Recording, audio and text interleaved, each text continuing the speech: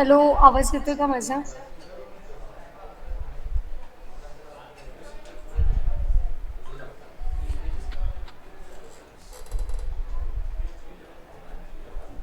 Screen दिसतीये?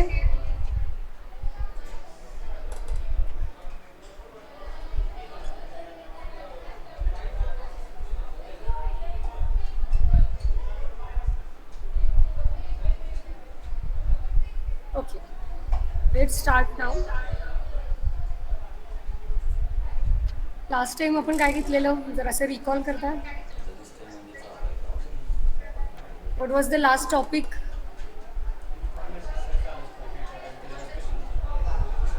Anyone?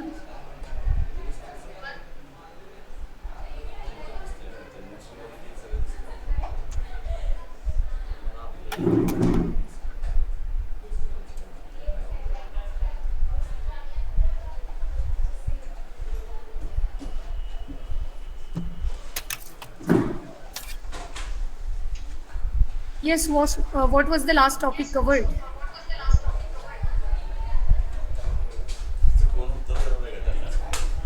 आठवते का?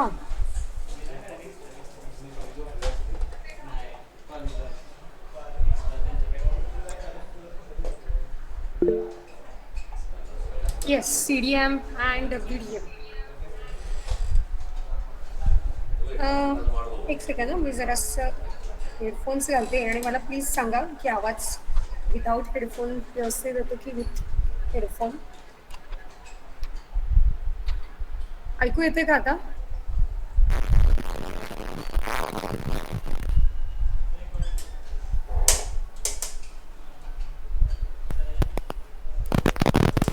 येस, ऐकू येते व्यवस्थित?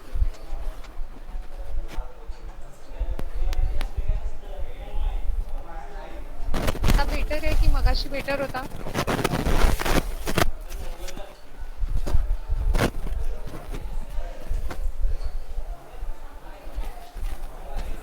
हॅलो, आता बेटर आहे की मगाशी बेटर होता आवाज? आता इथे फॅन सुरू आहे त्यामुळे तोही आवाज तुम्हाला ऐकू येईल. Is it better now?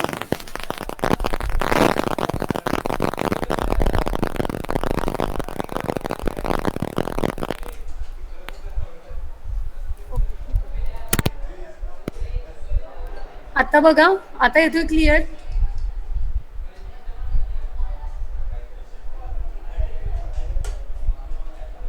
Okay, fine. मी तुम्हाला नोट्स ऑलरेडी शेअर केलेले होते. त्या नोट्स थ्रूच आज आपण बघणार आहोत lecture, so that it will be quite easy for you to study. Okay, so एक PDF फाईल मी इथं ओपन केलेली आहे, ती दिसतीये सगळ्यांना?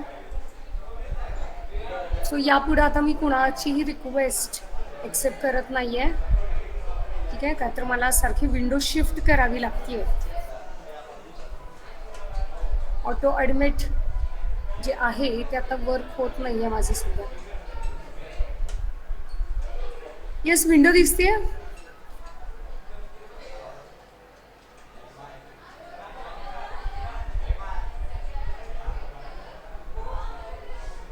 ओके, सो लास्ट टाइम आपण CDM, त्याच्या आधी आपण TDM बघितलं होतं, WDM पण लास्ट टाइम आपण बघितलं, त्याच्या आधी FDM बघितलं.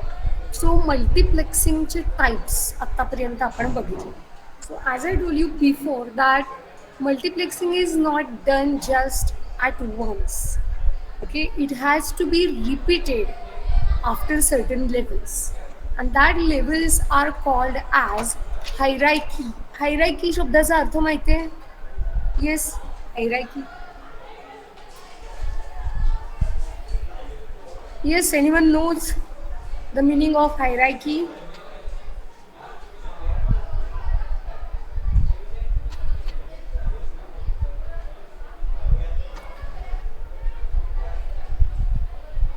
हायरार्की म्हणजे काय याचा अर्थ कळतो?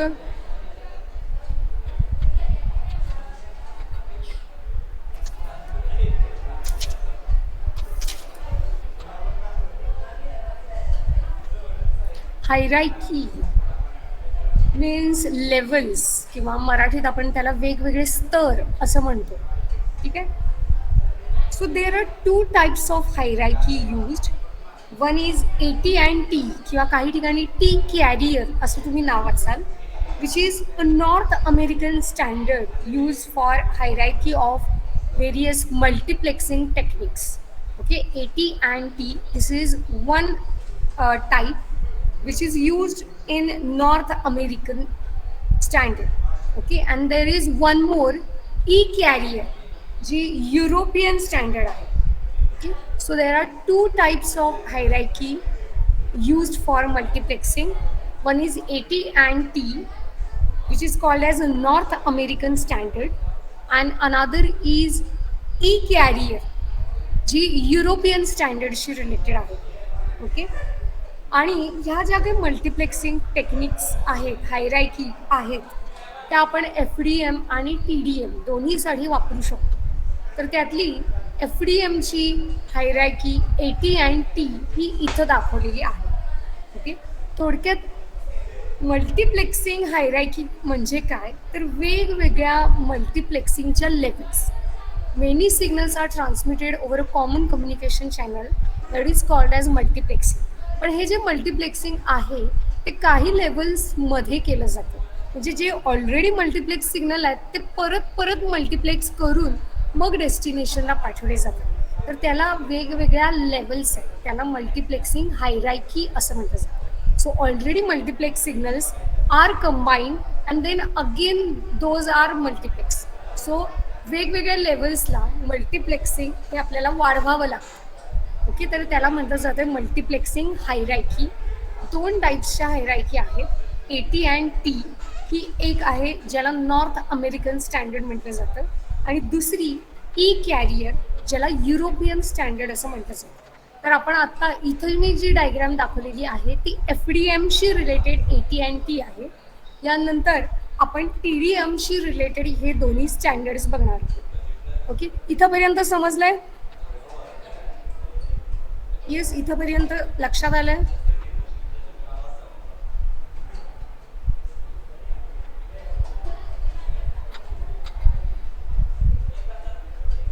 इंट्रोडक्शन लक्षात आले का?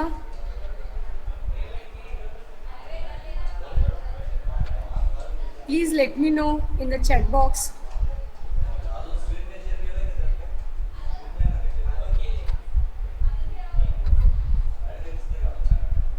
व्हॉट इज मल्टिप्लेक्सिंग हायरार्की हे लक्षात आलंय का? Hello, please let me no. खूप दिवसांनी आपण ऑनलाईन मोडमध्ये घेतो, तेव्हा मला तुमचे रिस्पॉन्सेस बघितल्याशिवाय लक्षात नाही येणार.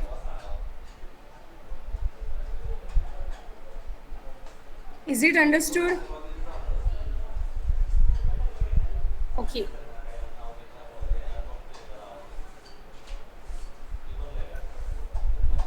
so where FDM is used?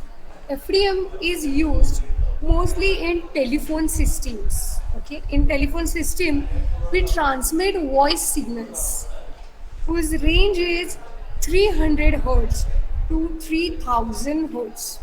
Okay, telephone सिस्टीममध्ये जे काही आपण सिग्नल्स बघतो तर ते मोस्टली 300 to 3000 हर्ट्ज या रेंजमध्ये असतात. Because it has to be in the audio frequency range. का तर आपण telephone system through voice signal पाठवतो, राईट? सो व्हॉइस सिग्नलची रेंज काय आहे? Audio range.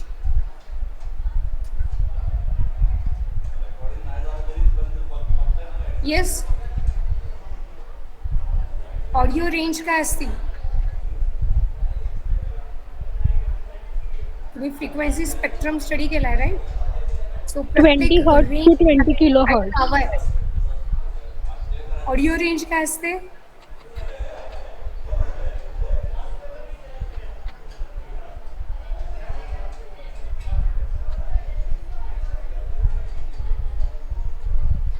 Yes, 20 hertz to 20 kilo hertz. So आपण जे टेलिफोन सिस्टीममध्ये बघतो ते व्हॉइस सिग्नल्स असतात 300 to 3000 hertz. Okay, which is between this 20 to 20 kilohertz okay audio frequency रेंजमधलेच ते व्हॉइस सिग्नल्स आपण पाठवत असतो. सो आपण एफ डी एमचे ट्रान्समीटर याआधी बघितलेला होता. Where you have seen the different signals will modulate a separate subcarrier, and all the subcarriers are then added using linear mixer, right? So every signal will modulate a separate subcarrier, and all the subcarriers are added together. हे आठवते सगळ्यांना FDM transmitter? Yes, आठवते का?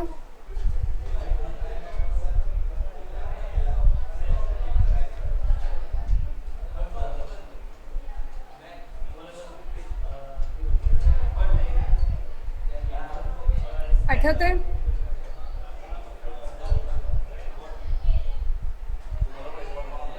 FDM transmitter प्रत्येक signal साठी आपण एक separate carrier घेतला होता. एवढे नंबर ऑफ मॉड्युलेटर्स होते, राईट?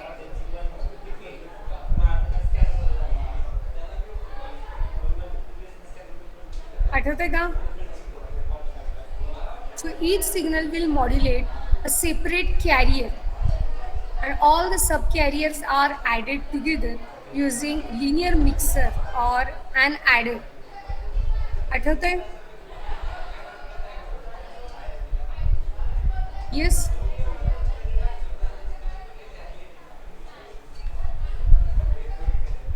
मला तुमचे रिस्पॉन्सेस येत नाही आहेत.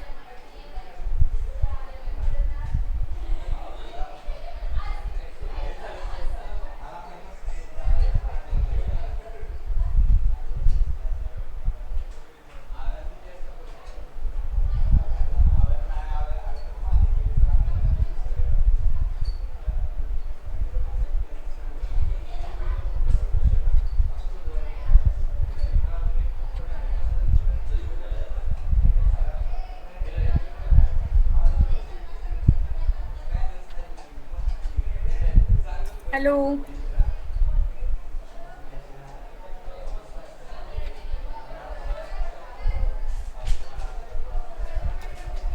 Please let me no.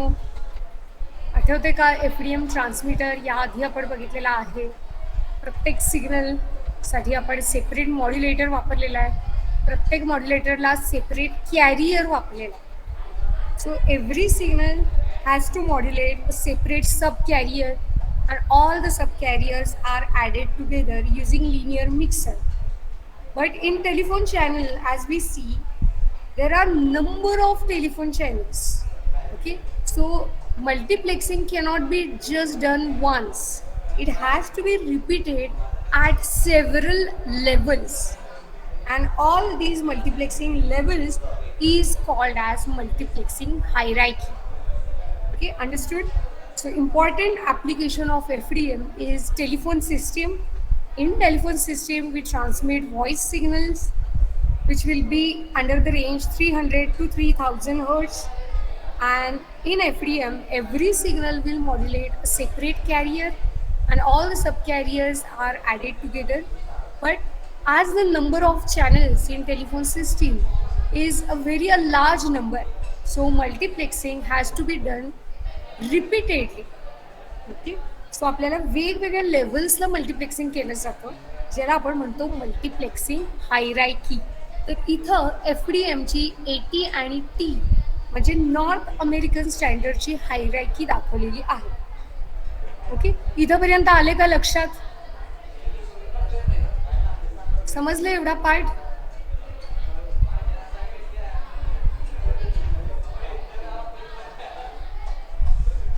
Yes, एवढा पार्ट समजलाय का?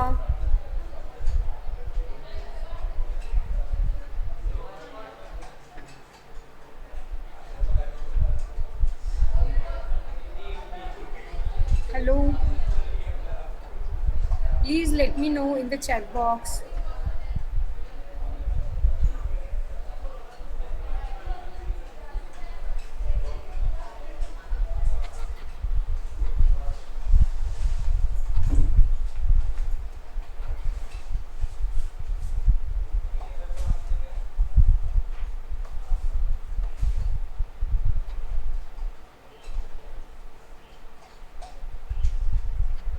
Hello.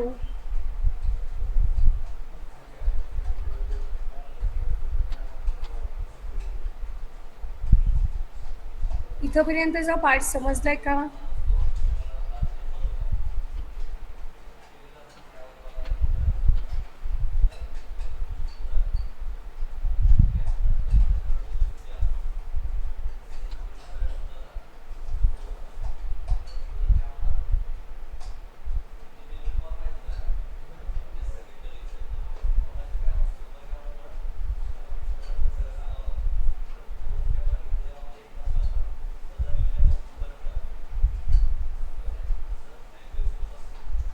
Hello.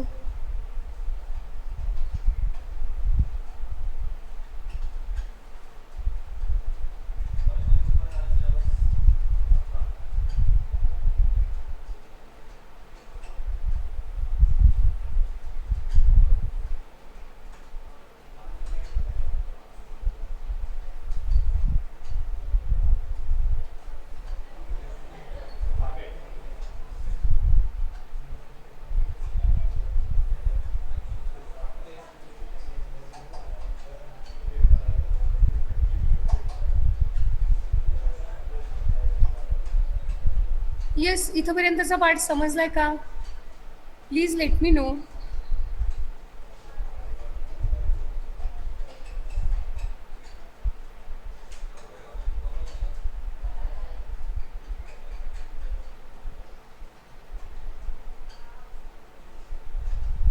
I am not receiving any responses.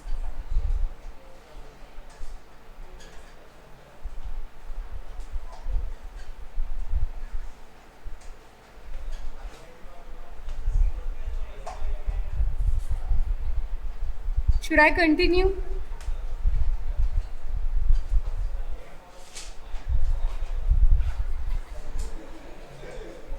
Should I continue?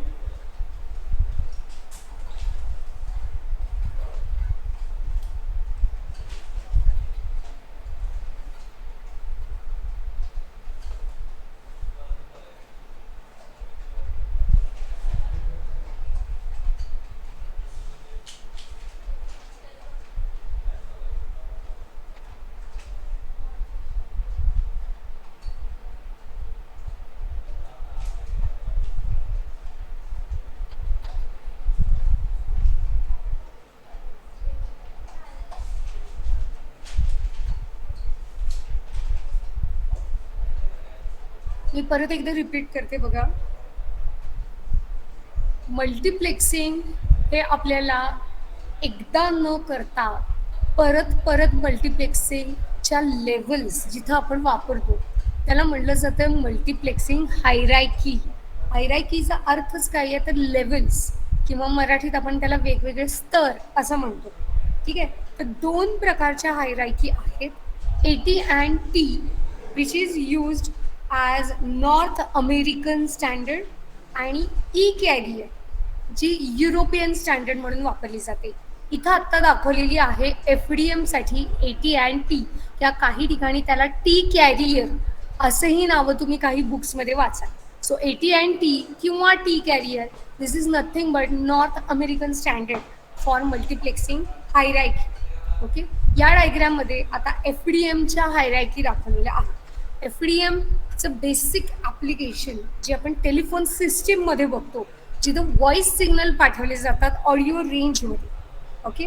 आपण FDMचं ट्रान्समीटर याआधी बघितलेलं आहे. Every signal will modulate a separate sub carrier and all the sub carriers are added together using linear mixer, right? But as the number of channels in telephone system is a huge number, so multiplexing has to be repeated at different levels, and those levels are called as multiplexing hierarchy. Okay, इथपर्यंत समजलंय का?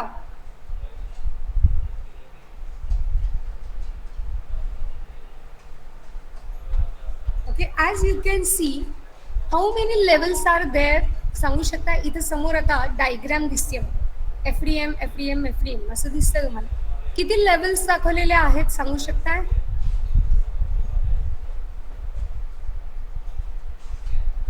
Please speak up. मला messages दिसत नाही आहेत. जर तुम्ही unmute करून बोललात तरी चालेल.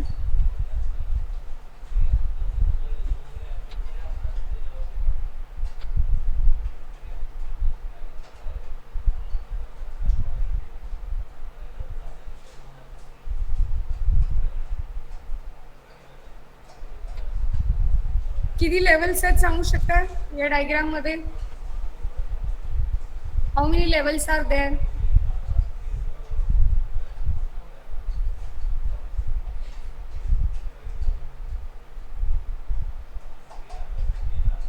Yes, Pooja, Shraddha, Sanika,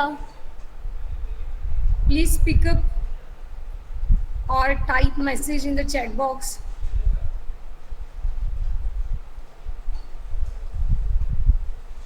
So that I will come to know की तुम्हाला समजतंय.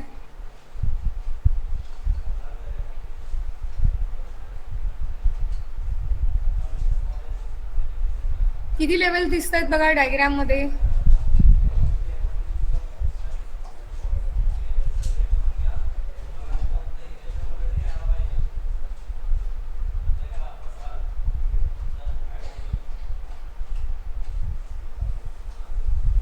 पीडीएफ दिसत नाहीये? पीडीएफ आहे, दिसत नाहीये?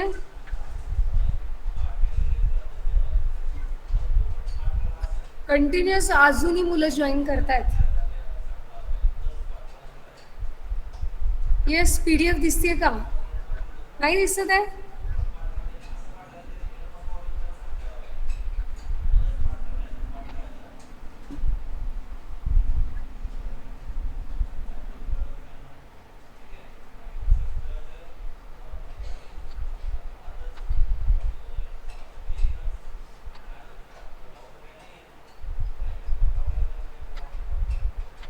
आता बघा,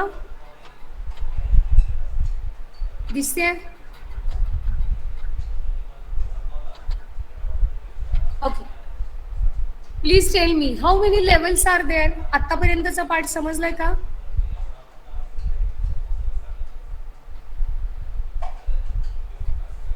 मल्टिप्लेक्सिंग हायरार्की म्हणजे काय हे लक्षात आलंय? मग आपण ही डायग्राम चेक करू.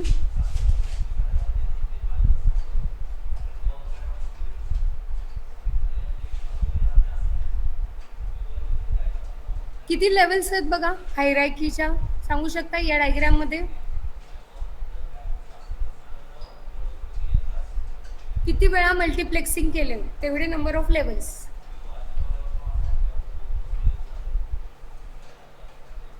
Tail me how many levels are there?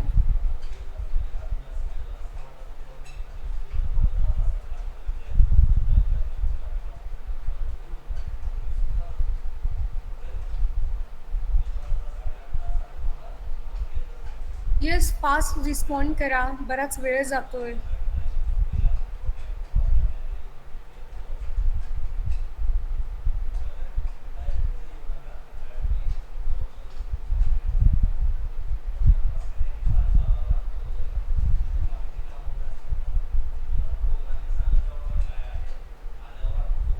How many levels are there?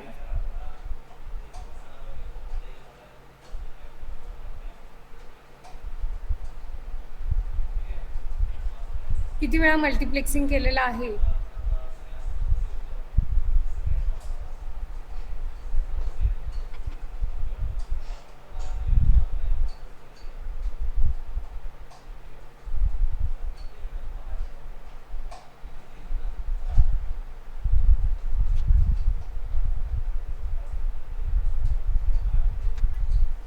Hello,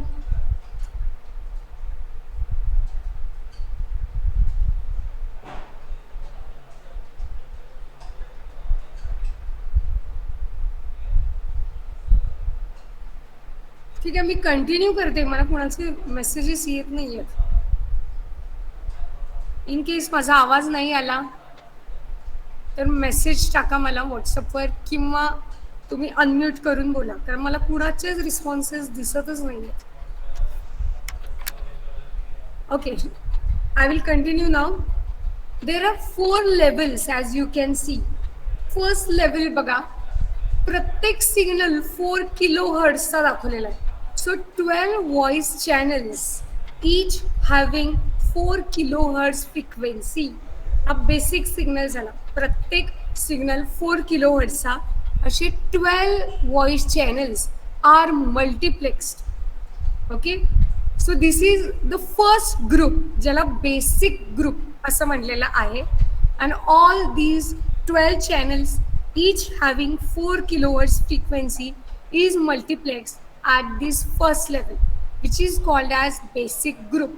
That group has 12 channels, each having frequency 4 kilohertz.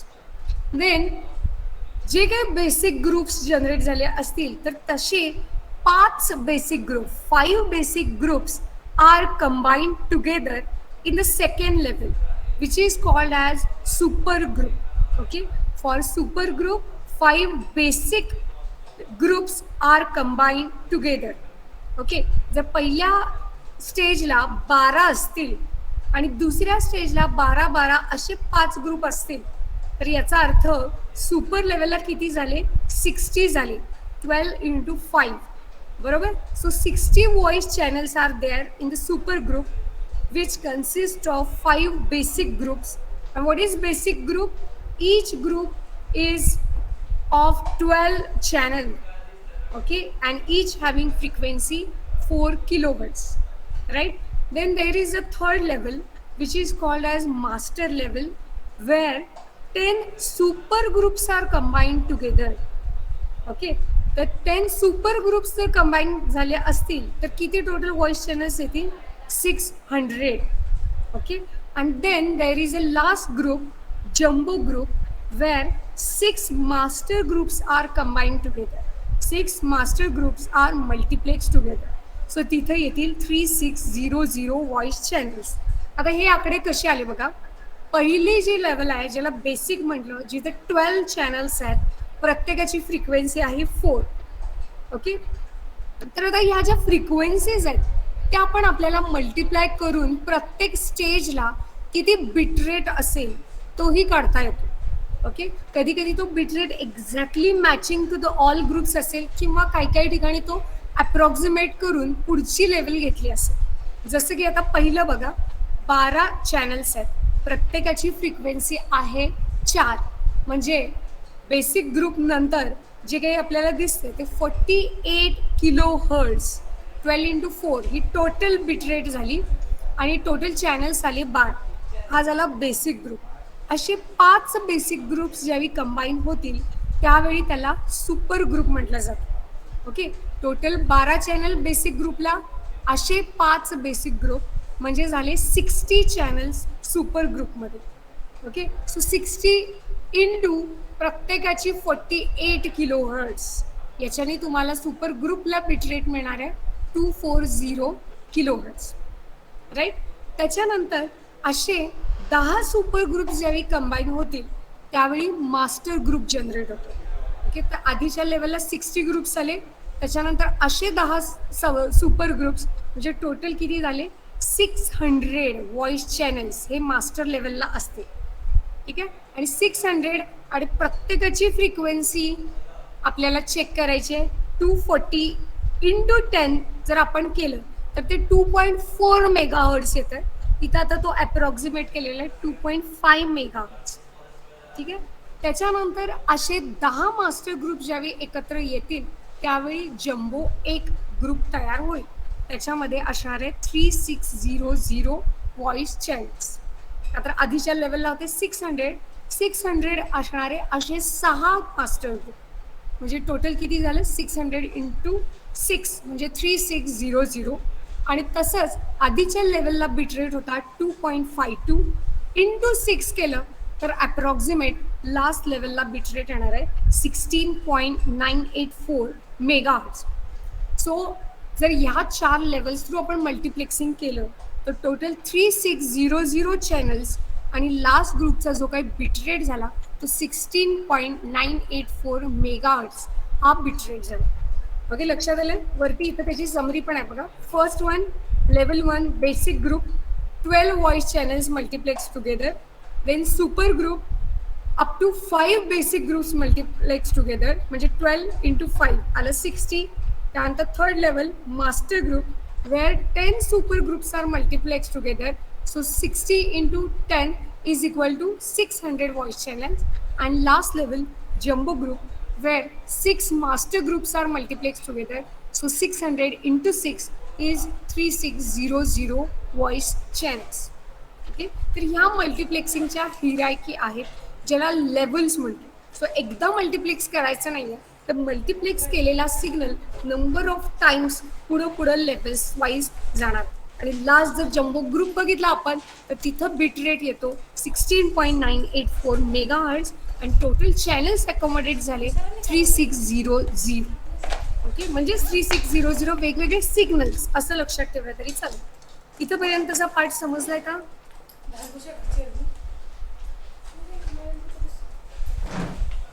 Yes, इथंपर्यंतचा पार्ट समजलाय. FDM ची हायरार्की आपण बघितली. AT and T कॅरियर जी north American standard आहे. समजलं इथंपर्यंत?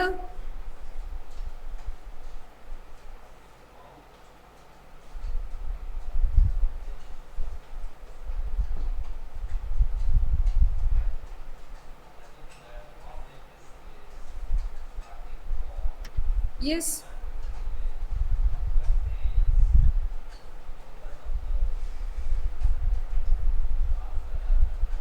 Please एकानं अनम्यूट करा आणि बोला.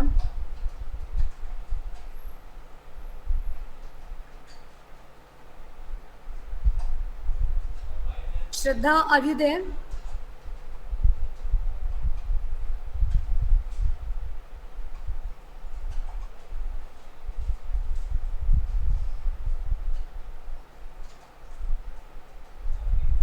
येस,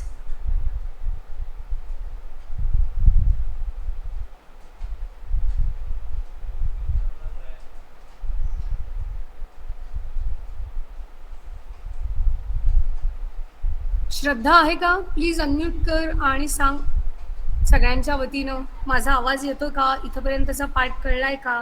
कारण मला कुणाचेच मेसेजेस दिसत नाहीयेत.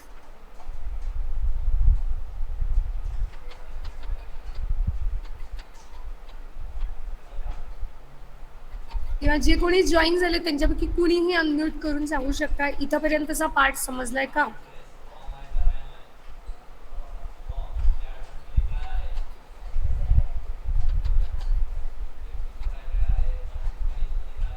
हॅलो, ओके, आता येतात मला मेसेजेस. थँक्यू. सो FDMची आपण हायरार्की बघितली, तशीच आपल्याला TDMची पण हायरार्की बघायची. ठीक आहे, आता TDMची हायरार्की बघण्यापूर्वी मी इथं आणखीन एक डायग्राम रिप्रेझेंट करते बघा. आपण सिंक्रोनस TDM सिस्टीम बघितलेली होती ज्याला आपण TDM आणि PAM म्हटलं होतं.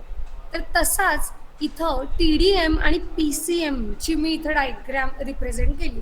MSBTच्या बुकमध्ये बघितलं तर TDM PCM पण दिलेला आहे. डिफरन्स काय आहे बघा फक्त. तिथं पण आपण नंबर ऑफ अॅनालॉग चॅनल्स बघितलेले, त्याच्या पुढे लो पास फिल्टर होता, कम्युटेटर 1 होता, त्याचा स्पीड आपण FS रोटेशन पर सेकंड म्हटलं होतं, मध्ये चॅनल आणि रिसिव्हर साईडला परत एक कम्युटेटर 2 होता. ओके, आणि तिथं पण आपण स्पीड हा सेम ठेवला होता, FS रोटेशन पर सेकंड.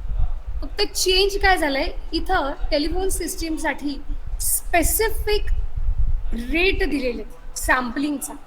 किती आहे बघा, 8000 सॅम्पल्स पर सेकंड, ज्याला आपण FS रोटेशन पर सेकंड असं म्हटलं होतं. तसंच इथं 8000 सॅम्पल्स पर सेकंड हा त्याचा स्पीड दाखवलेला आहे.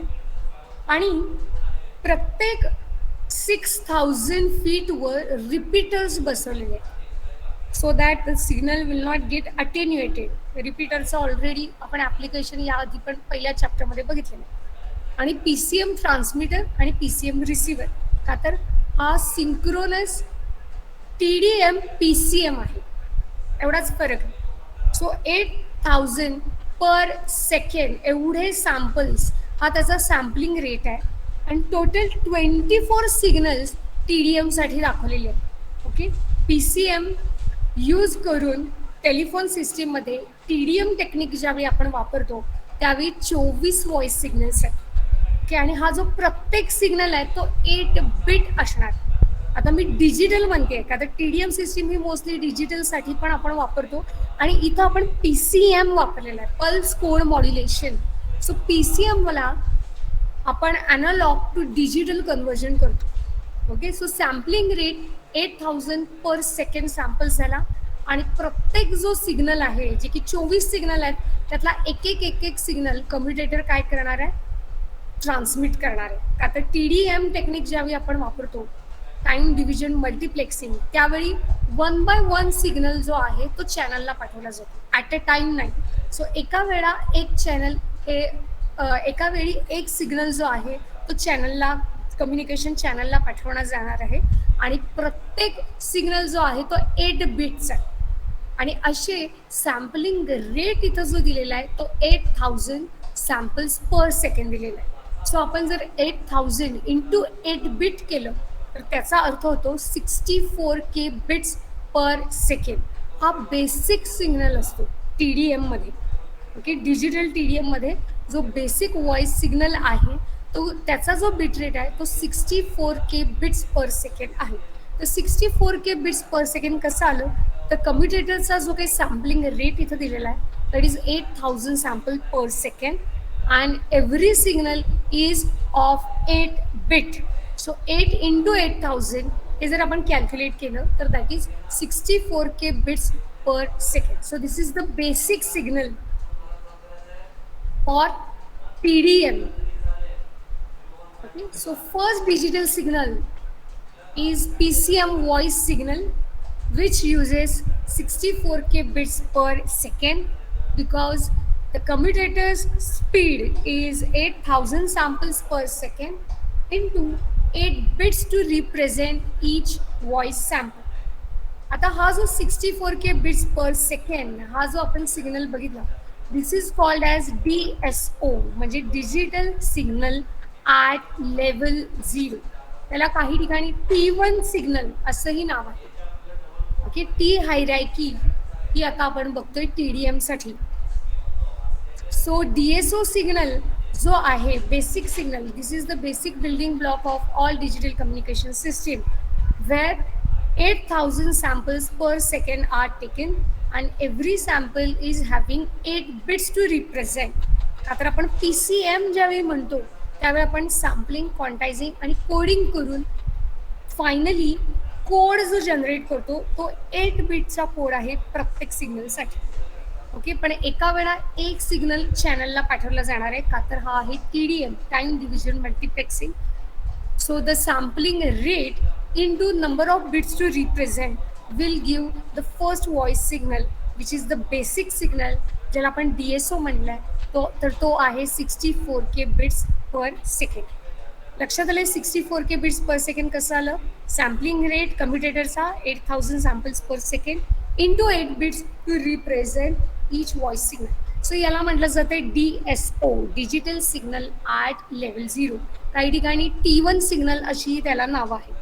आता इथं तुम्हाला टी हायरार्की फॉर TDM दाखवलेली आहे. 4 लेवल्स आहेत DSO, DS1, DS2, DS3 आणि फायनली जे 4 लेवल्सने आलेला कंबाईन झालेला आहे त्याला DS4 म्हटलेलं आहे. ओके, तर आता हा जो DSO सिग्नल आहे हा डिरेक्टली पाठवला जात नाही टेलिफोन सिस्टीममध्ये because all the telephone lines are analog ones. Okay, जे सगळ्या टेलिफोन लाईन्स आहेत त्या ॲनालॉग आहेत. मग हे जे काही ॲनालॉग सिग्नल्स आहेत तर टेलिफोनचं जे सेंट्रल ऑफिस असतं तर त्या ऑफिसमध्ये प्रत्येक सबस्क्रायबर करून जी ॲनालॉग लाईन आलेली आहे ती पहिल्यांदा आपण 2 प्रोसेस थ्रू पाठवून मग DSO सिग्नल जनरेट करतो. Okay, this DSO signal is not transmitted directly because all the telephone lines are analog one. Okay, so subscribers analog line is first passed through anti-aliasing filter so that it will band limit the signal and then it is passed through codec कोडेक ही एक block आहे की ज्याच्या through आपण DSO signal जो आहे तो digital सिग्नलमध्ये कन्वर्ट करतो आणि मग हा DSO सिग्नल जो आहे तो मल्टिप्लेक्स केला जातो. याची डायग्राम पण खाली दिलेली आहे.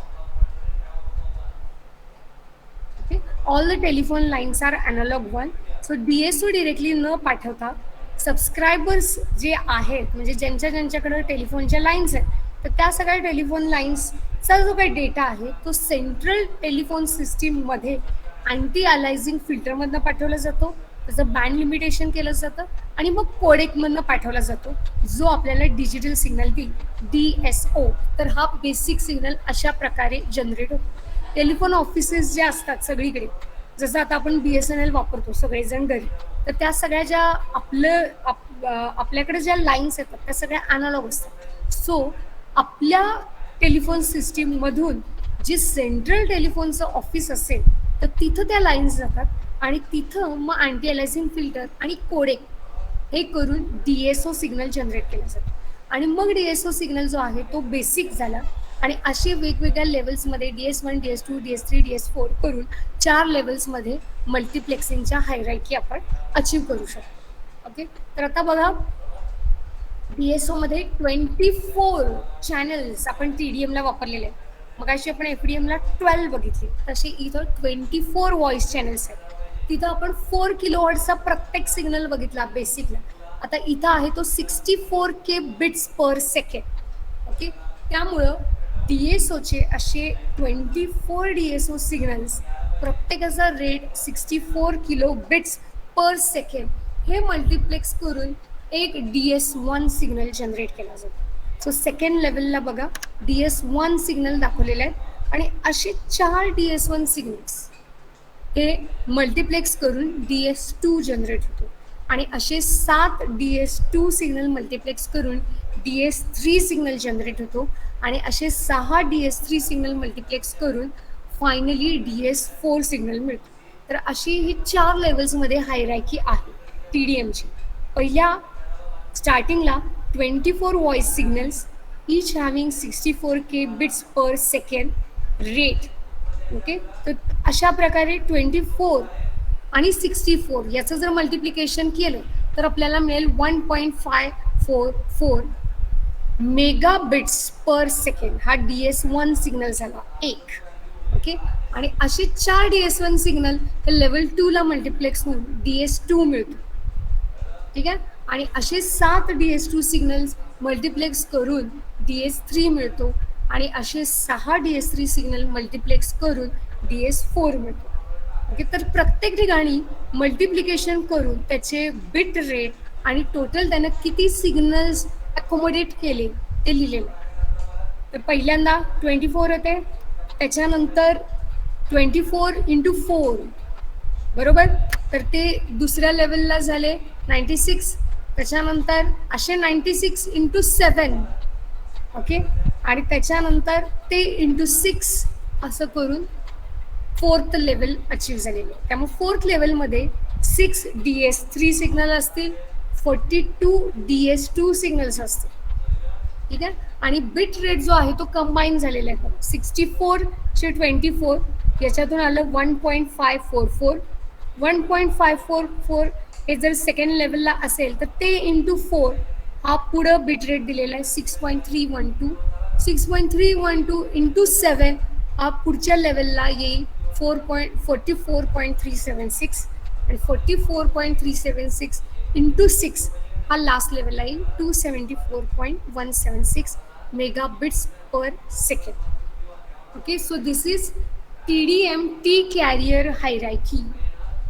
परत एकदा सांगते बघा, आपण मगाशी FDMची हायरार्की बघितली तशी ही TDMची आहे T कॅरियर.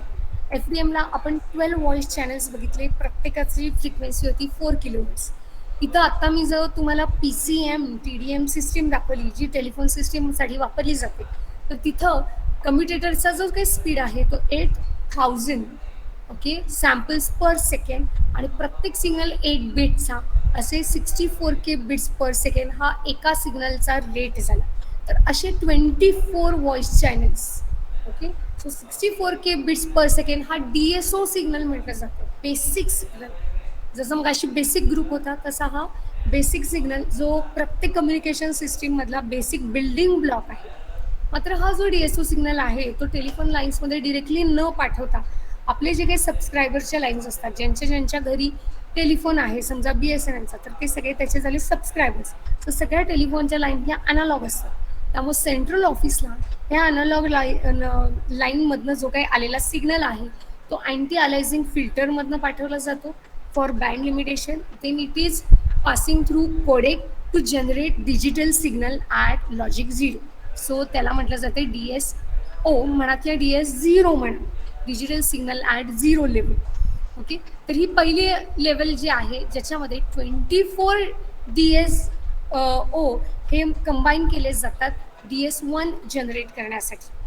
ओके, आणि मग DS1चा बिट रेट काय येणार तर 24 × 64K बिट्स पर सेकंड.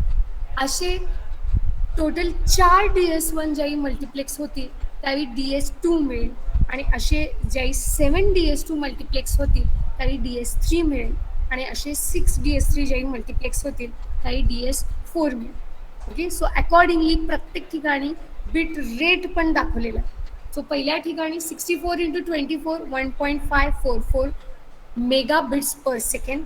1.544 × 4 केलं तर पुढचा जो बिट रेट इथं दाखवलेला आहे 6.312 तो येईल, आणि असे 7 जर मल्टिप्लाय केले तर 44.376 मेगा बिट्स पर सेकंड, आणि लास्ट आपल्याला मिळेल 274.176 हा टोटल बिट रेट झाला. ओके, हेच खाली पण रिप्रेझेंट केलेलं आहे, आणि पुढे याचं एक टेबल दिलेला आहे तो पण आपण चेक करू. ठीक आहे, तर आता हे जे DS0, DS1, DS2, DS3 हे जे आहेत ते सर्व्हिसेस नेम्स आहेत. पण आपण टेलिफोन सिस्टीममध्ये आपण टेलिफोनची लाईन म्हणतो बघा. ओके, BSNLची लाईन कुठं गेली आहे तर त्याला म्हटलं जाते T लाईन्स.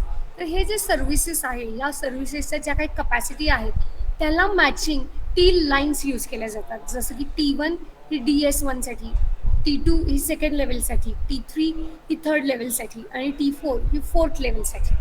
आणि अकॉर्डिंगली त्याचे जे काही बिट रेट्स आहेत ते इथे दिलेले आहेत. जसं की T1 1.544, T2 6.312, T3 44.736 आणि T4 274.176. हे तेच बिट रेट्स आहेत जे मगाशी आपण प्रत्येक लेवल्सला बघितले. So all the lines, T lines ज्या आहेत, जे की ॲक्च्युली त्याला T लाईन्स ज्या आहेत त्या डिजिटल लाईन्स आहेत which carries digital data. Actually it is possible for analog communication also. ॲनालॉग कम्युनिकेशनसाठी पण या T लाईन्स आपण यूज करू शकतो. तर आता आपण PCM म्हटलं तर डिजिटल लाईन्ससाठी या T लाईन्सचा जो काही बिट रेट आहे तो दाखवलेला. So all the T lines are design for carrying digital data. Okay, digital data audio असेल किंवा व्हिडिओ असेल, पण आपण टेलिफोन सिस्टीममध्ये म्हटलं तर ती ऑडिओ आहे. ठीक आहे, तर ज्या आपण 4 लेवल्स बघितल्या तर त्या 4 लेवल्सची मॅचिंग या 4 लाईन्स यूज केल्या जातात मल्टिप्लेक्सिंगसाठी टेलिफोन सिस्टीमच्या. ओके, आणि ह्या ज्या टेलिफोनच्या लाईन्स आहेत त्याची capacity it should match with the bit rates of corresponding services. जसं पहिल्या लेवलला T1, दुसऱ्या लेवलला T2, तिसऱ्या लेवलला T3 आणि चौथ्या लेवलला T4. आणि त्याचा जो बिट रेट आहे तो मगाशी जो आपण बघितला त्या प्रत्येक लेवलशी रिलेटेड बिट रेट आहे. सो टोटल T1 मध्ये जर कन्सिडर केलं तर टोटल 24 व्हॉइस चॅनल्स आहेत. T2 साठी 24 × 4 96, त्याच्यानंतर तिसऱ्या लेवलला 672 आणि फोर्थ लेवलला 4032 ही प्रत्येकाची चॅनलची कपॅसिटी झाली. ओके, लक्षात आलंय इथपर्यंतचा पार्ट? येस, समजले का इथपर्यंतचा पार्ट?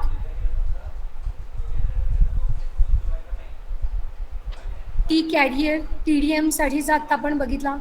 इथपर्यंतचा पार्ट समजलाय?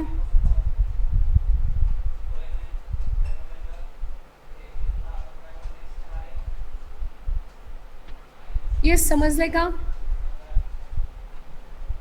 मेसेज टाका मला.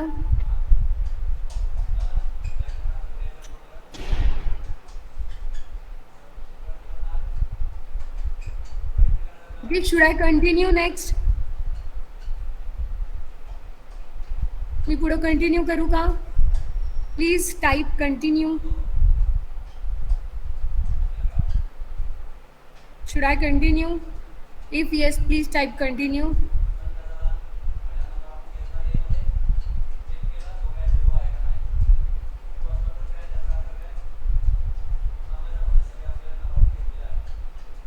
ओके. आता आपण जी आत्ताची जी मल्टिप्लेक्सिंग हायरार्की बघितली, AT and T for FDM बघितली, आता TDMची बघितली. तर आता ई कॅरियर पण एक सिस्टीम आहे. ई कॅरियर हायरार्की पण आहे. आता ई कॅरियर हायरार्की म्हणजे काय, जी युरोपियन स्टँडर्ड आहे. एक नॉर्थ अमेरिकन आणि एक युरोपियन.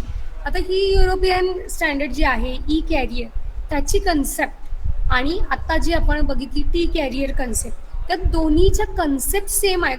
फक्त किती ग्रुप प्रत्येक लेवल्सला असतील ते फक्त चेंज झालेलं आहे. ओके, फॉर एक्झाम्पल बघा,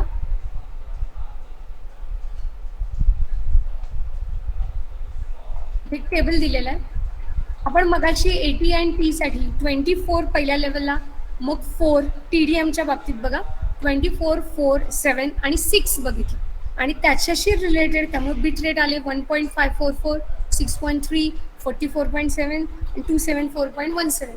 ओके, तर हे जितके चॅनल्स आहेत त्याच्यानुसार बिट रेट जो आहे तो चेंज होतो. आता CCITT म्हणजेच ई कॅरियर म्हणजेच युरोपियन स्टँडर्ड, याच्यामध्ये प्रत्येक लेवलला असणारे चॅनल्स हे फक्त वेगळे आहेत आणि जर ते वेगळे झाले तर त्याचा जो बिट रेट आहे, आउटपुट रेट आहे, तो पण चेंज होतो. जसं की पहिल्या लेवलला आपण 30 व्हॉइस चॅनल्स वापरतो. बेसिक लेवलचा सिग्नल जो मगाशी आपण DSO किंवा DS0 म्हटलं, ज्याच्यामध्ये प्रत्येक सिग्नल 64K बिट्स पर सेकंडचा होता, तोच इथं 64K बिट्स पर सेकंडचा, पण असे 30 हे पहिल्यांदा मल्टिप्लेक्स केले जातात. त्याच्यानंतर दुसऱ्या लेवलला 4, तिसऱ्या लेवलला 4 आणि चौथ्या लेवलला 4. ओके, जर त्यामुळं 64 kilo bits per second into 30 केलं तर जो काय आउटपुट रेट आहे तो पहिलाच आपला मिळेल 2.048 instead of 1.544 as we have seen in T carrier. Okay, so त्याच्याऐवजी आता बिट रेट झाला 2.048, का तर 24च्या ऐवजी आपण 30 मल्टिप्लेक्स केलं. ओके, त्यामुळं पहिला चेंज झाला आणि पुढचे नंबर ऑफ ग्रुप्स पण चेंज झाले, त्यामुळे इथे येणारे आउटपुट रेट पण चेंज झाले. सो पहिले 30 इंटू 64 हे 2.048 आले. 2.048 इंटू 4 दुसऱ्या लेवलला ते येईल 8.448 आणि 8.448 इंटू 4 केलं तर येईल 34.368 आणि 34.368 इंटू 4 केलं तर 139.264. आता हे सगळे जे रेट आहेत ते पाठ करायची गरज नाही. तुम्हाला सगळ्यात आधी लक्षात येईल की पहिली जी लेवल आहे ती 30 सिग्नल्सची आहे. ठीक आहे, आणि त्याच्यामध्ये प्रत्येक signal 64 kilo bits per second आहे. तर 64 kilo bits per second into 3 केलं तर आउटपुट रेट येईल पहिला. ओके, तो इंटू 4 केला तर दुसरा येईल, दुसरा आउटपुट रेट इंटू 4 केला तर तिसरा रेट येईल आणि तिसरा आउटपुट रेट इंटू 4 केला की चौथा येईल. तर अशा प्रकारे हे तुम्ही लक्षात ठेवू शकता. आणि मगाशी आपण DS0, DS1, DS2, DS3 म्हटलं, त्याऐवजी या ई कॅरियर सिस्टीममध्ये ABCD अशी नावं दिलेली आहेत. Instead of DS0, DS1, DS2, DS3, DS4 याच्याऐवजी ABCD दिलेली. जसं की आता पहिली लेवल बघा मल्टिप्लेक्सिंगची, 30 सिग्नल्स. ओके, प्रत्येक सिग्नल 64 किलो बिट्स पर सेकंडचा मल्टिप्लेक्स केला आणि दुसऱ्या लेवलला 4 असे सिग्नल आपण मल्टिप्लेक्स केले, A1, A2, A3 आणि A4. ओके, त्याच्यानंतर पुढच्या लेवलला परत 4, प्रत्येक पुढच्या लेवलला 4 आहेत. So B1, B2, B3, B4 आणि परत C1, C2, C3, C4 हे मल्टिप्लेक्स केले की फायनली मिळेल आपल्याला D. ओके, कन्सेप्च्युअली दोन्ही ज्या काय हायरार्की आहे AT and T किंवा ही जी ई कॅरियर आहे त्याला आणखीन एक नाव आहे CCITT, जी युरोपियन स्टँडर्ड आहे.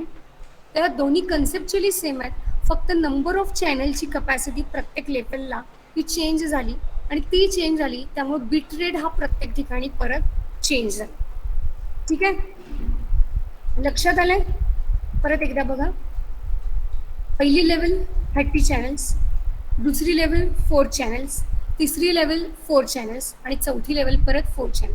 सो पहिले 30 जे मल्टिप्लेक्स करू त्यातनं मगाशी जसं आपण DS1 बघितला त्याच्याऐवजी इथं A1 आणि असे A1, A2, A3, A4 हे दुसऱ्या लेवलला. तिसऱ्या लेवलला B1, B2, B3, B4. चौथ्या लेवलला C1, C2, C3, C4. Okay. So प्रत्येकाची कपॅसिटी फक्त चेंज झाली. मगाशी 24, 4, 7, 6 होती ती आता 30 आणि मग परत पुढच्या लेवलला 4, 4, 4 आहे. येस. आणि ह्या ज्या सर्व्हिसेस मगाशी होत्या DS0, DS1, DS2, DS3 तर त्याच्याशी रिलेटेड आपण T लाईन्स म्हटलं T1, T2, T3, T4. तर आता ह्या ज्या युरोपियन स्टँडर्डनुसार जे आता आपण बघितले 4 लेवल्स तर त्यासाठी E लाईन्स यूज केल्या जातात. जसं T लाईन्स तशा E lines E कॅरियरसाठी E1, E2, E3, E4. आणि ह्या प्रत्येक सर्व्हिसेसला देणाऱ्या ह्या ज्या काही लाईनच्या कपॅसिटीज आहेत त्या आपण मॅचिंग पाहिजे. म्हणजे सर्व्हिसची कपॅसिटी आणि या लाईनची कपॅसिटी मॅच पाहिजे. त्यामुळे मगाशच्या ज्या 4 लेवल्सचे रेट बघितले तेच इथं आहे 2.048, 8.448, 34.368 आणि 139.264. So total voice channel accommodate झालेले बघा E lines E1 lines to 30, E2 to 120, E3 पासून 480 आणि E4 पासून 1920. ओके. मगाशी आपले किती झाले होते बघा टोटल आणि इथे किती झाले बघा.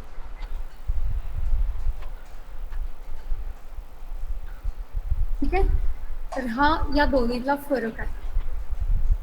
ग्रुप्स हे चेंज झाले प्रत्येक लेवलचे आणि ग्रुप चेंज झाल्यामुळं बिट रेट पण चेंज झाले. येस. लक्षात आले आता. हा स्टँडर्ड बऱ्यापैकी सेम आहे. ई कॅरियर लक्षात आल्या सगळ्यांच्या.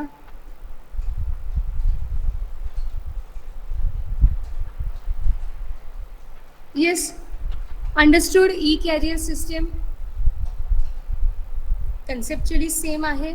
युरोपियन स्टँडर्ड आहे. फक्त number of groups combined at every level is different as compared to T carrier, and accordingly the bit rate at each level will also change. Yes. समजलाय का इथपर्यंतचा part? so that I will revise it again.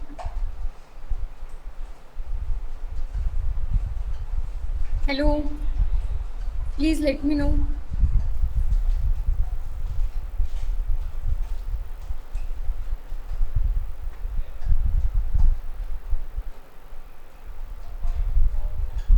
समजलंय?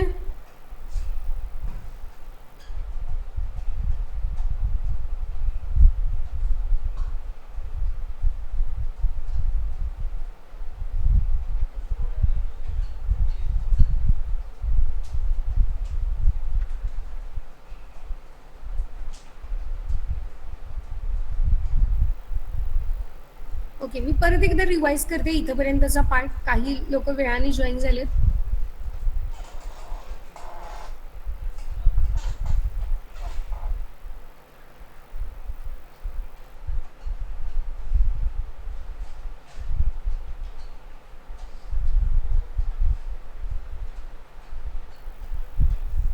Okay. Multiplexing hierarchy म्हणजे multiplexing levels दोन प्रकारचे standards आहेत. AT and T carrier. काही ठिकाणी T carrier एवढंच म्हटलेलं आहे ज्याला नॉर्थ अमेरिकन स्टँडर्ड म्हटलं जातं आणि दुसरं E कॅरियर जे युरोपियन स्टँडर्ड आहे. तर FDM साठी AT अँड T आणि TDM साठी T आणि E हे दोन्ही आपण आता बघितलेले आहेत. ओके. तर FDMचं बेसिक ॲप्लिकेशन आपण टेलिफोन सिस्टीममध्ये बघतो. टेलिफोन सिस्टीममध्ये आपण व्हॉइस सिग्नल पाठवतो. ठीक आहे. जो ऑडिओ रेंजमध्ये असला पाहिजे. तर इथं असे काही ग्रुप्स केलेले आहेत. पहिल्या लेवलला बेसिक ग्रुप, नंतर सुपर ग्रुप, मग मास्टर ग्रुप आणि जम्बो ग्रुप. हे FDMच्या बाबतीत मी सांगते पहिल्यांदा. तर प्रत्येक सिग्नल हा 4 किलोहर्ट्जचा. असे टोटल 12 सिग्नल्स हे पहिल्या लेवलला मल्टिप्लेक्स केले. त्यामुळं सेकंड पॉईंटला आपल्याला 48 किलोहर्ट्ज हा बिट रेट आला. ओके. तर सेकंड लेवलला असे परत 5 ग्रुप्स कंबाईन केले की आपल्याला सुपर ग्रुप मिळतो आणि असे 10 सुपर ग्रुप्स जरी कंबाईन केले तर आपल्याला मास्टर ग्रुप मिळतो आणि असे 6 मास्टर ग्रुप जे कंबाईन करू तर त्यावेळी आपल्याला लास्ट जम्बो ग्रुप मिळतो. तर अशी हे वेगवेगळी डिफरंट मल्टिप्लेक्सिंगचे लेवल्स आहेत ज्याला मल्टिप्लेक्सिंग हायरार्की म्हटलं जातं. तर याच्यामध्ये किती ग्रुप्स कोणत्या लेवलला आहेत हे तुम्ही लक्षात ठेवा. बेसिक ग्रुप 12, सुपर ग्रुपला 5 बेसिक, मास्टर ग्रुपला 10 सुपर आणि जम्बोला 6 मास्टर. तर टोटल जर जम्बो ग्रुप आपण कन्सिडर केला तर टोटल व्हॉइस चॅनल झाले 3600. ओके, पहिल्यांदा 5 इंटू 5 60, 60 इंटू 10 600 आणि परत 600 इंटू 6 3600. अकॉर्डिंगली प्रत्येक ठिकाणी त्याचा जो काही बिट रेट आहे, आउटपुट रेट आहे तोही दाखवलेला आहे. तो बऱ्याचदा इंटू मल्टिप्लाय करून किंवा त्याच्यापेक्षा थोडीशी पुढची लेवल अप्रॉक्सिमेट केली जाते. जसं की आता इथं 4 इंटू 12 हा 48 सेकंड लेवलला आला. 48 इंटू 5 हा 240 हा पुढच्या लेवलला आला. 240 इंटू 10 केलं तर 2.4 मेगाहर्ट्ज येतं. ते इथं आता 2.5 मेगाहर्ट्ज केलेलं आहे.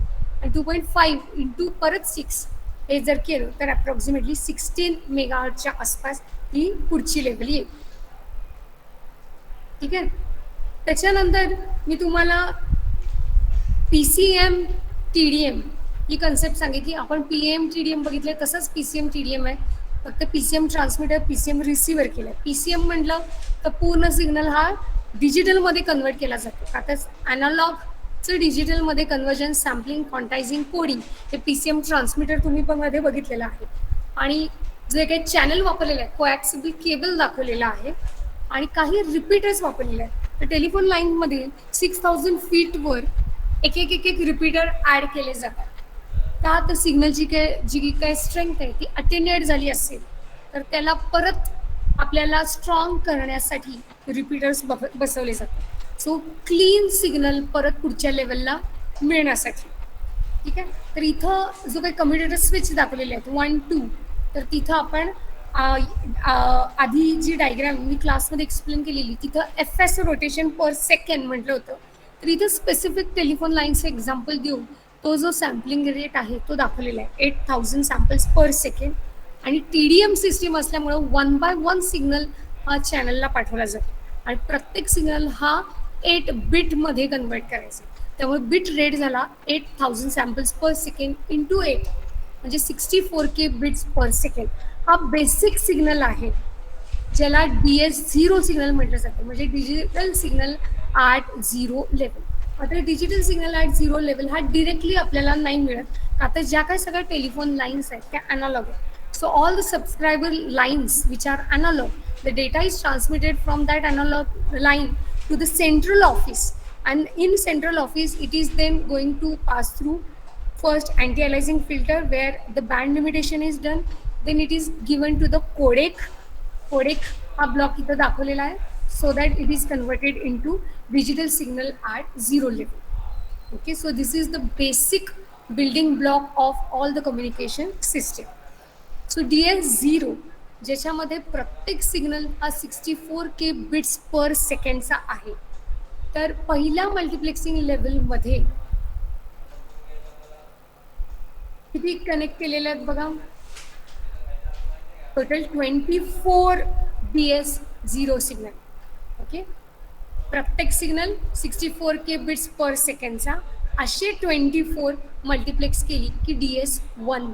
सो DS1चा जो काय आउटपुट रेट आहे त्याच्यामध्ये 24 व्हॉइस सिग्नल्स आले आणि त्याचा जो आउटपुट रेट आहे तो 64 इंटू 24 केला तर 1.544 मेगा बिट्स पर सेकंड आले. तर सेकंड लेवलला असे 4 DS1 सिग्नल मल्टिप्लेक्स केले जातील आणि DS2 मिळेल. थर्ड लेवलला असे 7 DS2 सिग्नल मल्टिप्लेक्स करून DS3 मिळेल आणि असे 6 DS3 सिग्नल मल्टिप्लेक्स करून DS4 मिळेल.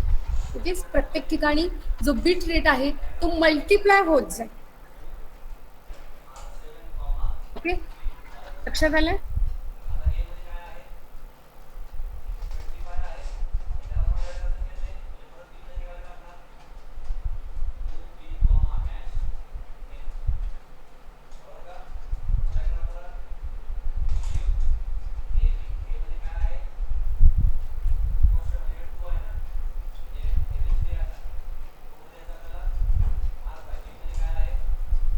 The services. ओके. त्यामुळं DS1, DS2, DS3, DS4 हे जे 4 लेवल्स बघितले त्याशी related T1, T2, 3T, T4 या लाईन्सच्या कपॅसिटीज आहेत. ओके. त्याच्यानंतर आपण ई कॅरियर सिस्टम बघितली. CCIPP हे त्याला आणखीन एक नाव आहे, जी युरोपियन स्टँडर्ड आहे TDM साठी. कन्सेप्च्युअली सेम आहे, फक्त ग्रुप्स वेगवेगळे आहेत आणि आपण DS 1, 2, 3, 4 म्हटलं तसं इथं ABCD म्हटलं. पहिल्या लेवलला 30 चॅनल्स आहेत, दुसऱ्या लेवलला 4 आहेत, तिसऱ्या लेवलला 4 आहेत आणि चौथ्या लेवलला 4 आहेत. प्रत्येकाचा जो बेसिक सिग्नल आहे तो 64K बिट्स पर सेकंडच आहे. AT&T बघा किंवा ई कॅरियर पण. सो 30 × 64 तर तुम्हाला A1 सिग्नल मिळेल 2.04. असे 4 सिग्नल मल्टिप्लेक्स करायचे दुसऱ्या लेवलला. So A1, A2, A3, A4. मग आपल्याला B मिळेल. पुढच्या लेवलला B1, B2, B3, B4. त्याच्या पुढच्या लेवलला C1, C2, C3, C4 आणि मग फायनली B. कन्सेप्च्युअली सेम आहे, फक्त कपॅसिटी प्रत्येक लाईनची वेगळी आहे आणि त्यानुसार त्याचा जो काही रेट आहे तो पण चेंज होतो. सो जसे T लाईन्स यूज केल्या जातात T कॅरियरला, तसे E कॅरियरला E lines E1, E2, E3, E4. तर त्याचा रेट आणि व्हॉइस चॅनल्स इथं दाखवलेले आहेत. येस, इथंपर्यंतचा पार्ट समजला आता. क्लिअर आहे? मी परत आता रिपीट केलेलं आहे. क्लिअर आहे का? Yes or no?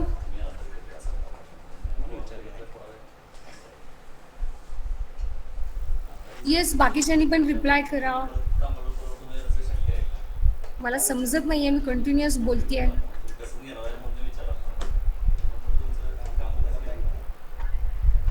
So this is all about hierarchy. आता आणखीन एक पार्ट आपल्याला यात बघायचा आहे, तो आहे मल्टिपल ॲक्सेस.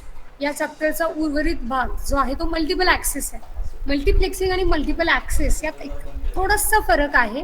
कन्सेप्च्युअली सेम आहे, हे मी याआधी पण तुम्हाला मल्टिप्लेक्सिंग शिकवताना सांगितलं होतंच. तर आपण आधी कन्सेप्ट बघूया आणि मग त्यातला डिफरन्स काय आहे तो बघूया.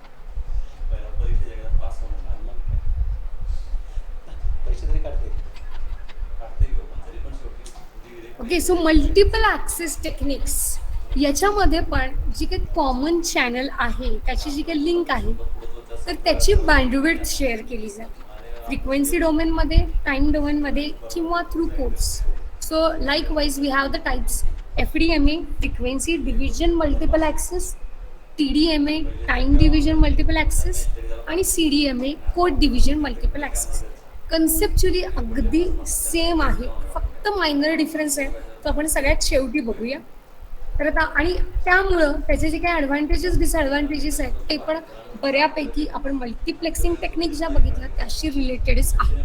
तर आता जसं आपण FDMला बघितलं तसंच FDMA मध्ये टोटल चॅनलची bandwidth is shared by all the stations. So all the stations or all the signals can transmit the signal simultaneously because every station म्हणजेच every channel or every signal has its specific frequency slot allocated to it to send its data. जसं इथं station 1 station 2 म्हणलंय, जसं आपण signal 1 signal 2 FDM मध्ये बघितलं तसंच हे station 1 station 2 आहे.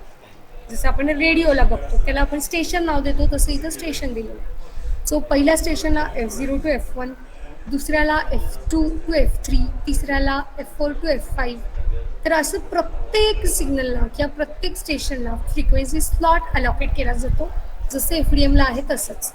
तसंच प्रत्येक स्लॉटमध्ये काही गॅप दाखवलेला आहे. That gap is to avoid the interference between the adjacent slots, ज्याला आपण गार्ड बँड्स म्हणतो. Okay. So guard bands are provided. FDMA हा सेल्युलर फोन्स किंवा सॅटेलाईट नेटवर्क यासाठी वापरला जातो. ठीक आहे. याचे ॲडव्हान्टेजेस परत सेम असतील FDM सारखेच. Here all the signals are transmitted simultaneously. It doesn't need any synchronization. पण त्याचे ड्रॉबॅक जसे FDMचे होते तसेच आहेत. इंटरमॉड्युलेशन प्रोडक्ट्स जनरेट होतात. फुल्ली युटिलाइज बँडविड्थ होत नाही, बँडविड्थचा काही पार्टच युटिलाइज होतो. त्याच्यानंतर भलेही आपण गार्ड बँड्स प्रोव्हाइड केले असतील तरी ॲडजस्टंट चॅनल इंटरफिअरन्स हा त्यामध्ये येतोच. ओके, त्यामुळं ड्रॉबॅक्स हा जसे एफ डी एमचं बघितलं आपण तसाच आहे. ठीक आहे. पी डी एमच्या बाबतीत पूर्ण बँडविड्थ ही प्रत्येक युजरला दिली जाते, पण सायमल्टेनियसली नाही, तर 1/1. So every station has time slot allotted to it. Station 1 like, station 2 like, station 3 like, आणि मध्ये जो काही गॅप दाखवलेला आहे टाइम स्लॉटमध्ये त्याला गार्ड टाइम म्हटलं जातं. Okay, so T D M सारखा आहे T D M. Every station is allocated specific time slot and all the signals are not transmitted simultaneously, they are transmitted one by one. मात्र प्रत्येकाला पूर्ण bandwidth ही available राहते त्या time slot. Okay, त्यामुळे T D एमचे जे advantages आहेत तेच इथं टी डी एम एचे आहेत. टी डी एमचा जो ड्रॉबॅक होता तोच इथं टी डी एम एचा ड्रॉबॅक आहे. ओके, आता याआधी मी तुम्हाला क्लासमध्ये पण सांगितलेलं बघा की DCOM आता जो तुम्ही स्टडी करताय तर त्याच्याच कंटिन्युएशनमध्ये थर्ड इयरला तुम्ही कम्प्युटर नेटवर्क हा सब्जेक्ट स्टडी करा, ज्याच्यामध्ये तुम्हाला वेगवेगळे प्रोटोकॉल्स स्टडी करायचे. त्या प्रोटोकॉल्समध्ये वेगवेगळे लेयर्स असतात, physical layer, data link layer. तर जर टी डी एम हा फिजिकल लेअरला असेल तर टी डी एम ए हा डेटा लिंक लेअरला असतो. ओके, ही एक गोष्ट फक्त लक्षात ठेवा. आपल्याला प्रोटोकॉल स्टडी करायचे नाही आहेत, ते तुम्हाला थर्ड इयरला स्टडी करता येईल. So multiplexing physical layer, multiple access त्याच्या वरच्या लेअरला असतो, डेटा लिंक लेअर म्हटलं जातं. टी डी एम ए पण सेल्युलर फोन्स, सॅटेलाईट नेटवर्क्स याच्यामध्ये यूज केलं जातं. तर याचा ॲडव्हान्टेज जर कम्पेअर केला टी डी एम एच्या बाबतीत, एफ डी एम एच्या बाबतीत, तर इंटरमॉड्युलेशन प्रोडक्ट्स इथं जनरेट होत नाहीत. मात्र याचा जो मेजर ड्रॉबॅक आहे तो टी डी एमचा पण होता, सिंक्रोनायझेशन इज नीडेड. जसे टी डी एमला सिंक्रोनायझेशन लागतं ट्रान्समीटर रिसिव्हरला, तसंच इथं पण आपल्याला सिंक्रोनायझेशन हे लागतं. तर माझा क्वेश्चन येतो की list the advantages of T D M A over F D M. जर आपण हे कम्पेअर केलं तर बघा, टी डी एम एला इंटरमॉड्युलेशन प्रोडक्ट्स जनरेट होत नाहीत जे एफ डी एम एला होतात. त्याच्यानंतर टी डी एम एला पूर्ण चॅनलची बँडविड्थ जी आहे ती युटिलाइज करता येते. परत आपण फ्रिक्वेन्सी सिलेक्टिव्ह फेडिंग बघितलेलं, slow, narrow band, wide band. तर त्याचा जो काही effect F D am ever होतो त्या कम्पॅरिझनमध्ये टी डी एम एमध्ये तेवढं फ्रिक्वेन्सी फेडिंग अफेक्ट होत नाही. प्लस जिथं जिथं डिजिटल सिग्नल आहे तिथं तिथं T D M H prefer केलं जातं rather than F D M A. We prefer T D M. आणि इथं प्रत्येक वेळी एक सिग्नल एका टाईममध्ये आपण ट्रान्समिट करायला देतो, त्यामुळं separation at the receiver is not required. हा आणखीन एक ॲडव्हान्टेज झाला as compare to F D M.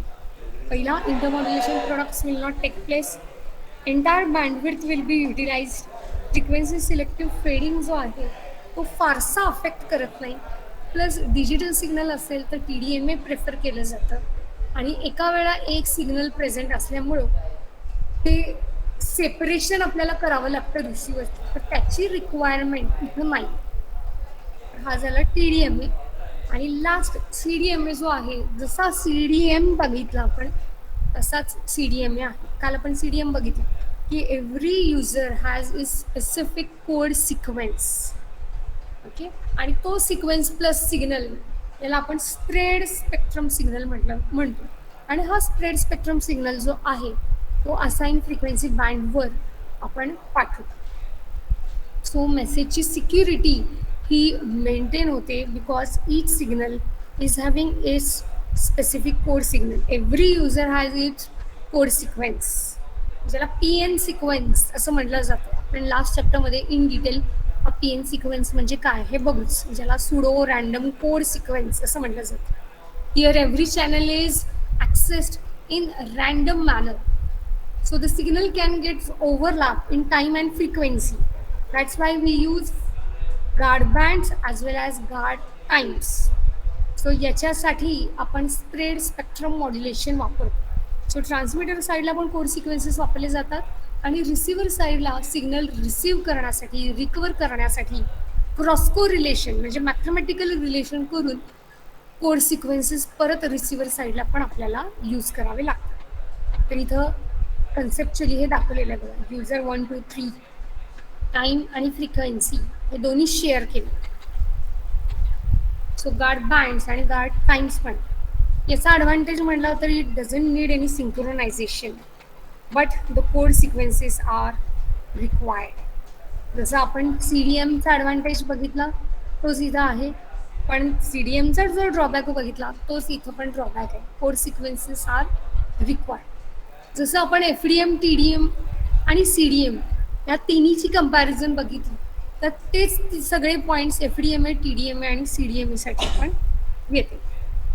Comparison जर विचारली तर कन्सेप्च्युअली सेम आहे बघा.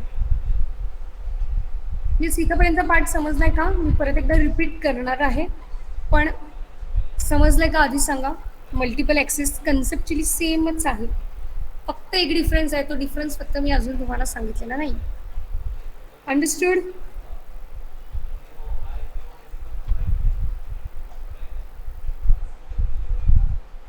Yes, understood? Yes or no?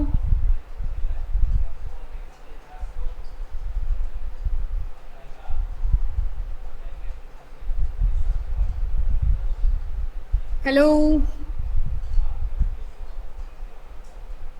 FDMA TDMA आणि CDMA कन्सेप्च्युअली सेम आहे, जसं आपण FDM TDM आणि CDM बघतो. सो तेच सगळे पॉईंट्स आपण आत्ता बघितले, फक्त एक डिफरन्स आहे. तो डिफरन्स फक्त मी सांगितला नाही, पण हे समजलं का जे आत्ता मी सांगितलं? अंडरस्टूड?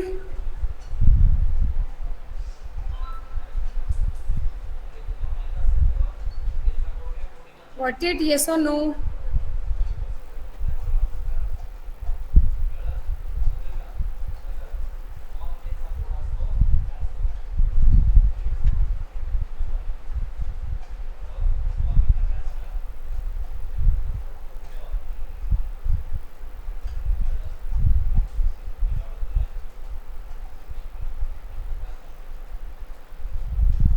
समजलं का?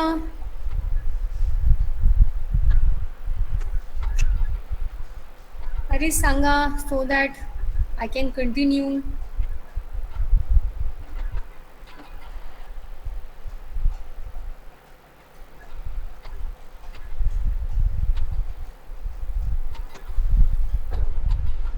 Yes, understood up till now?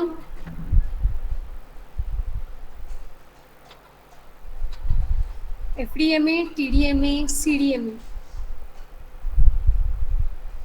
समजलंय का?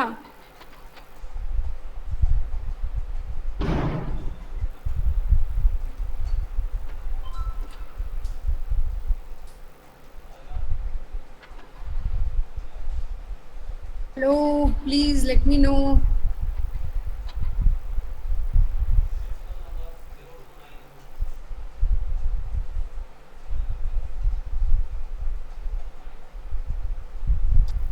समजलंय?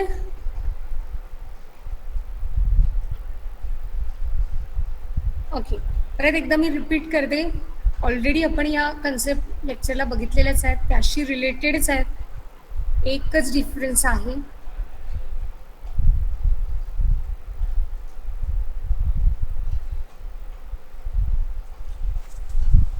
डिफरन्स मी सांगते. इथं पण common communication link, frequency, time आणि थ्रू कोड शेअर केली जाते. FDMA प्रत्येक स्टेशनला फ्रिक्वेन्सी स्लॉट दिलेला आहे, प्रत्येक स्लॉटच्या मध्ये गॅप आहे, ज्याला गार्ड बँड्स म्हटलं जातं. ॲडव्हान्टेजेस डिसॲडव्हान्टेजेस बऱ्यापैकी FDM सारखेच आहेत. TDMA प्रत्येक स्टेशनला टाईम स्लॉट दिला जातो. ॲडजस्टंट टाईम स्लॉटमध्ये जो काही गॅप ठेवलेला आहे त्याला आपण गार्ड टाईम म्हटलं जातं. जर TDM फिजिकल लेअरला असेल तर TDMA डेटा लिंक लेअरला असतो. TDMA FDMA दोन्ही पण सेल्युलर फोन, सॅटेलाईट नेटवर्क्स याच्यासाठी वापरतो. ॲडव्हान्टेजेस डिसॲडव्हान्टेजेस सेम आहेत जसे TDMचे होते.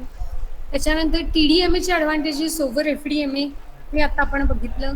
आणि CDMA जिथं प्रत्येक युजरला कोड सिक्वेन्स दिला जातो, रिसिव्हर साईडला त्याच कोड सिक्वेन्सनी ओरिजिनल सिग्नल जो आहे तो रिकवर करतात. सो बाकीच्यांसाठी ज्यांना कोड सिक्वेन्स माहीत नाही त्यांच्यासाठी उरलेला जो काही मल्टिप्लेक्स सिग्नल आहे तो नॉईज म्हणून अपिअर होतो. सो याला स्प्रेड स्पेक्ट्रम मॉड्युलेशन हे आपण वापरतो टू अचीव्ह सिक्युरिटी. सो इथं सिंक्रोनायझेशन नाही लागत पण कोड सिक्वेन्सेस लागतात. मग आता कन्सेप्च्युअली तर सगळ्या मल्टिप्लेक्सिंग टेक्निक आणि मल्टिपल ॲक्सेस टेक्निक या सेम आहेत. तर डिफरन्स काय? तर मोस्टली जे मल्टिप्लेक्सिंग टेक्निक्स आहेत तिथं युजरच्या रिक्वायरमेंट्स ज्या आहेत त्या फिक्स्ड असतात. ओके, म्हणजे जो काही टाइम स्लॉट आपण देतो, फ्रिक्वेन्सी स्लॉट देतो, तो फिक्स्ड असतो. मात्र मल्टिपल ॲक्सेसमध्ये तो डायनॅमिकली चेंज केला जातो. म्हणजे फ्रिक्वेन्सी स्लॉट दिला जाईल पण तो फिक्स नसेल, तो त्या वेळी अलॉकेट केला जाईल.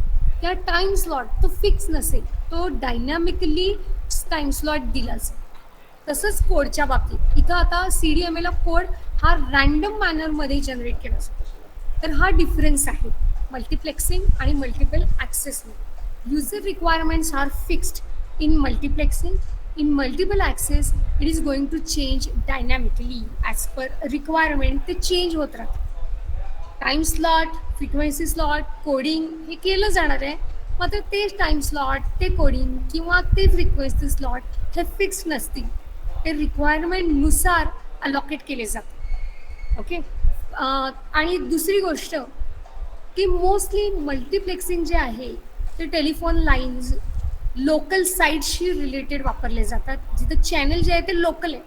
मात्र मल्टिपल ॲक्सेस जे आहे ते रिमोट लोकेशनचे जर चॅनल असेल, जसं सॅटेलाईट चॅनल किंवा रेडिओ चॅनल, तर त्यासाठी मल्टिपल ॲक्सेस आपण वापरतो. Whenever the shearing of remote location channel is used, जसं की सॅटेलाईट, रेडिओ, तर याच्यासाठी मल्टिपल ॲक्सेस वापरले जातात.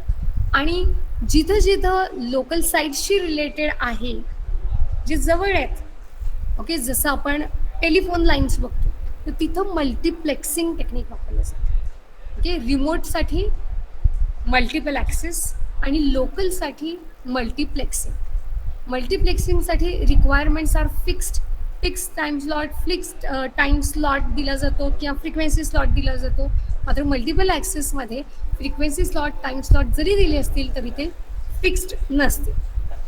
ओके, लक्षात आलं दोन्हीतला डिफरन्स? लक्षात आलाय? मल्टिप्लेक्सिंग आणि मल्टिपल ॲक्सेस. ओके, आता एखादं एक्झाम्पल मी तुम्हाला सांगते बघा. आपण केबल यूज करतो.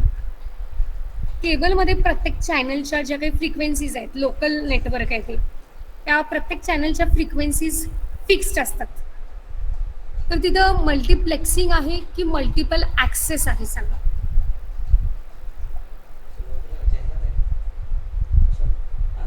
येस, FDM की FDMA, local cable TV network बघा, प्रत्येक चॅनलची फ्रिक्वेन्सी फिक्स्ड आहे. FDM की FDMA?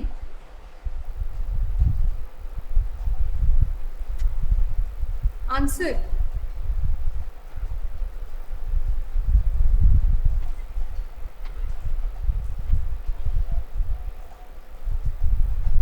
येस, आन्सर करा.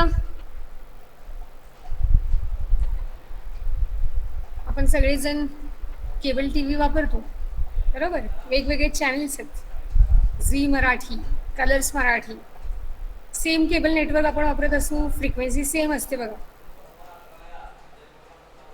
येस, प्रत्येक चॅनलला असणारी फ्रिक्वेन्सी सेम आहे. So whether it is FDM और FDMA,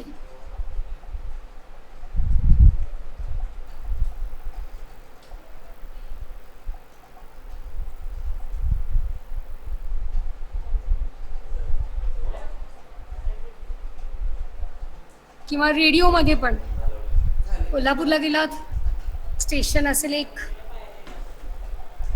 इकडे आता कोणतं नेट स्टेशन आहे, FM AM मला माहीत नाही, तर तशानुसार लोकलनुसार त्या ज्या काही फ्रिक्वेन्सीज आहेत त्या फिक्स्ड आहेत. सो FDM की FDMA? येस, सांगा. केबल टी व्ही नेटवर्कचं सांगा. वेदर इट इज FDM और FDMA.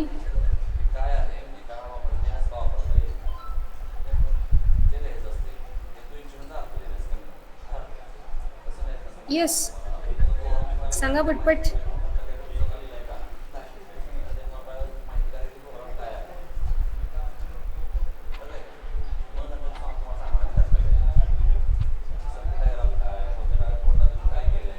समजलं का डिफरन्स मल्टिप्लेक्सिंग आणि मल्टिपल ॲक्सेसचा?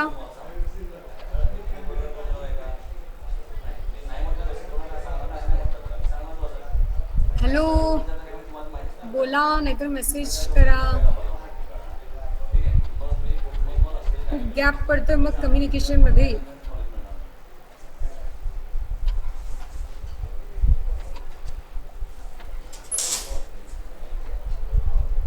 मल्टिप्लेक्सिंग आणि मल्टिपल ॲक्सेस या दोन्हीतला डिफरन्स लक्षात आलाय का?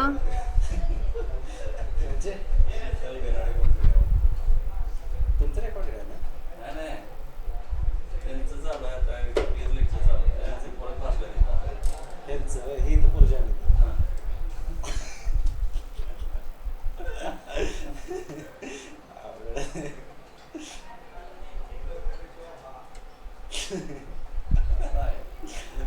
मला वाटलं तुमचं नाव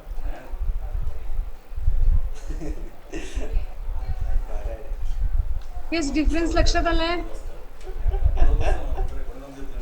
मल्टिप्लेक्सिंग मल्टिपल ॲक्सेस.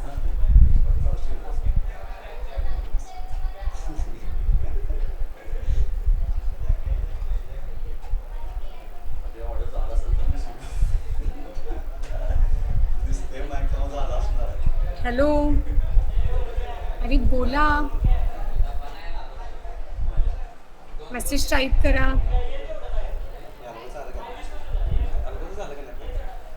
जवळपास थोडं फक्त हे झालं टाइम लिमिट टाकायचं गेले 1.5 तास मी एकटीच बोलतीये. रिस्पॉन्ड करा. त्याला डेट टाकून ठेवायची सबस्क्रिप्शन डोक्यात टाकून आणि काय होते सर समजा अंडरस्टूड. लोकल लेवलला काय केलं फक्त ट्रायला द्यायचं लोकांना म्हणजे काय करणार तुमच्याकडे विश्वास what is multiplexing and what is multiple access? Server testing करायचं तुमच्याकडे बिझनेस तर हे तुमच्याकडे लावून हॅलो, त्याला हे लागतं सबस्क्रिप्शन कोणाला दिलं तर त्याच्याकडे हे पाहिजे कंपल्सरी. अरे बोला पटपट. अनम्यूट करून बोला. अकाउंट लिंक केलं की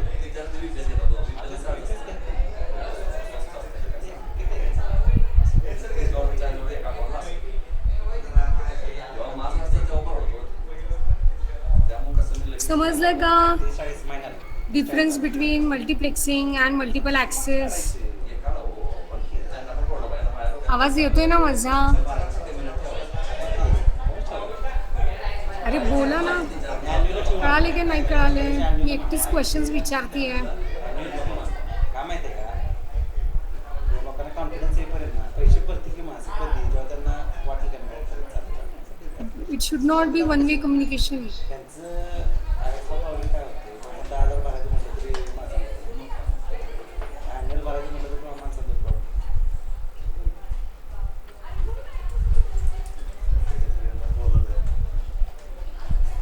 मी एक क्वेश्चन विचारला. केबल TV नेटवर्क FDM की FDMA याचा आन्सर द्या.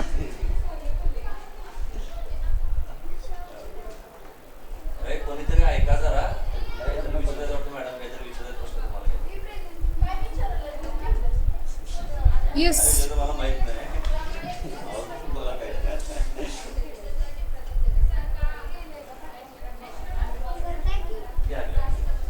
आन्सर द्या.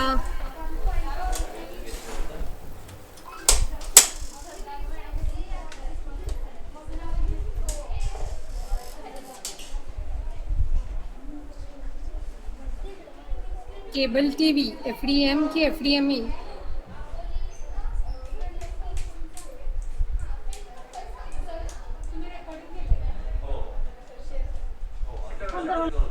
आणि मोबाईल फोन FDM की FDMA? कुठनं चालू आहे? अरे तो वेदांत आहे का बघा, वेदांत येस. वेदांत आहे का गेला?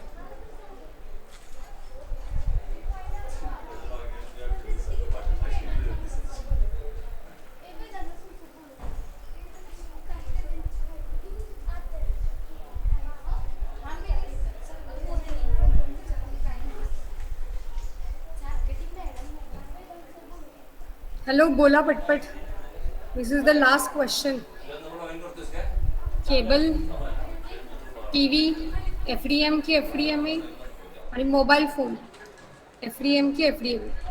आन्सर करा.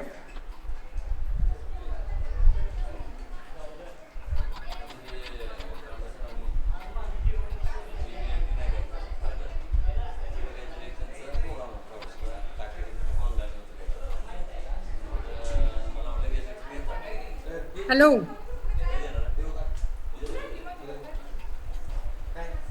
अटेंडन्स लागणार नाही.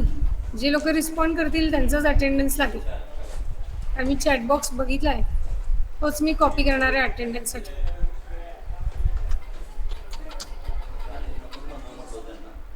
Yes, quickly. Have you understood?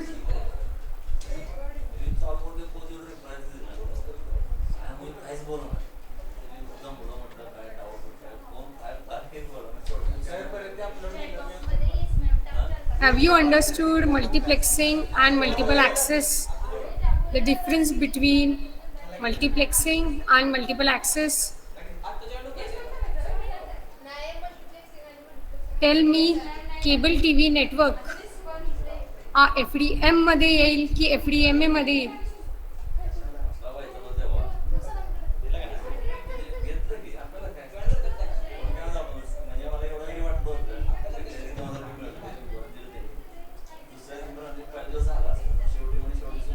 आणि मोबाईल कम्युनिकेशन FDMA मध्ये येईल की FDM मध्ये येईल?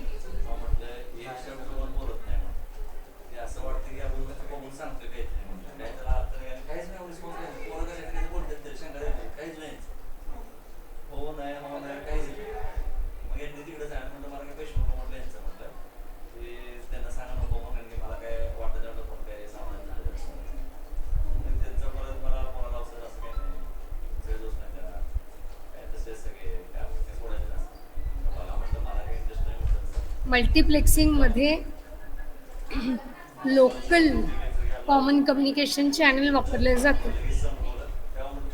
आणि मल्टिपल ॲक्सेसमध्ये रिमोट चॅनल वापरलं जातं, जसं की सॅटेलाईट. मल्टिप्लेक्सिंगमध्ये युजरच्या रिक्वायरमेंट्स फिक्स्ड असतात, fixed frequency slot, fixed time slot. आणि मल्टिपल ॲक्सेसमध्ये त्या रिक्वायरमेंट्स डायनॅमिकली चेंज होतात. जो काय अवेलेबल असेल तो फ्रिक्वेन्सी स्लॉट, जो काय अवेलेबल असेल तो टाईम स्लॉट हा दिला जातो. तर हा बेसिक डिफरन्स आहे मल्टिप्लेक्सिंग आणि मल्टिपल ॲक्सेसमध्ये. मंडेच्या लेक्चरला तुम्ही मला या दोन्ही क्वेश्चन्सचे आन्सर्स द्यायचे. What about cable TV network and what about mobile communication, whether it is related with multiplexing or multiple access. ठीक आहे. तर आज आपण काय काय बघितलं बघा. मल्टिप्लेक्सिंगच्या हायरार्की बघितल्या. कोणकोणत्या हायरार्की होत्या सांगा? 2 हायरार्की आपण बघितल्या वेगवेगळ्या लेवल मल्टिप्लेक्सिंगच्या. काय नाव आहेत त्याची? येस, सांगा. What are the names of multiplexing hierarchy that we have seen today? बोला लवकर, नाहीतर न अटेंडन्स घेताच मी क्विट करते.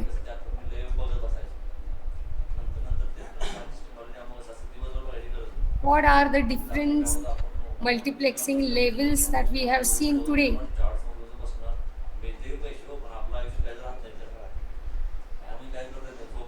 समरी बघतोय आपण, उत्तर द्या.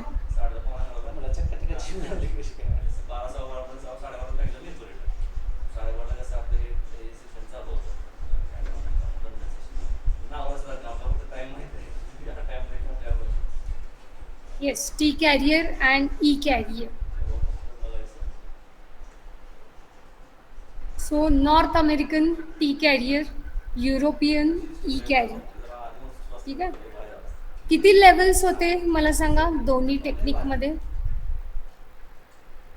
How many multiplexing levels were there? पैसे पाठवायचे. हो, ठीक आहे. DS0 ज्याला आपण म्हटलं, त्याचा बिट रेट सांगू शकता? द बेसिक रेट DS0 जे आपण TDM च्या टी कॅरियरसाठी बघितलं, DS0 काय बेसिक बिल्डिंग ब्लॉक होता तो, किती बिट रेट होता? त्यातनं आपल्याला फक्त दिवसानं $90 काढायचे, $90. फक्त $90 जास्त पण म्हणजे असं बेसिक बिल्डिंग ब्लॉक DS0 असं एवढं नाही की आपल्याला लय त्याला घासावं लागलं वगैरे असं. $90 दिवसाला काढले की आरामात होते. काय तर $90 बिट रेट सांगा. हे कसं यात जास्त risk घ्यायची नाही. अलगट टिकतायत ना जास्त. अलगद काय होतं सगळं. YouTube जास्त तेव्हा हे होतं. लास्ट मोमेंट पर्यंत जे असतील तेव्हा काय त्यांचंच मी अटेंडन्स लावणार आहे, आणि ते पण 2. आता चालतंय ना.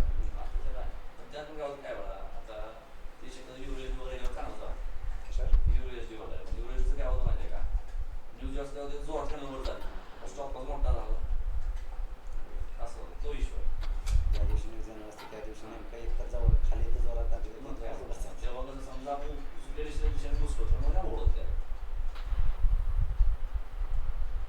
त्यातच ठेवलंय वन शूटचं ठेवलेलं टार्गेट. वन शूट आलं की ब्रेक घेऊन नये, वन शूट घ्यायचं असं रिटर्नचं चांगलं मिळतं, नाही असं नाही. तर किती जातं? 25-30? मी ती आता आठवड्याला वापरतोय.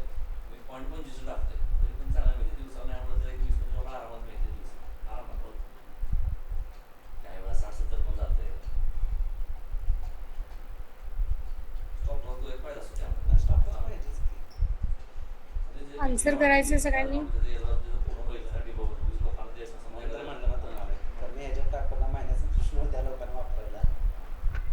डेमो काय लोकांना एक मान देतोय, तुम्ही पहिल्यांदा डेमो वापरला वापरा, मग ठरवा पडलं तर घ्या, नाही तर राहील. मला काय परत कोणाला बसं नाही की जर असं गोळ झालं तर ते तुमचं मार्केट आहे म्हणणार माझीच.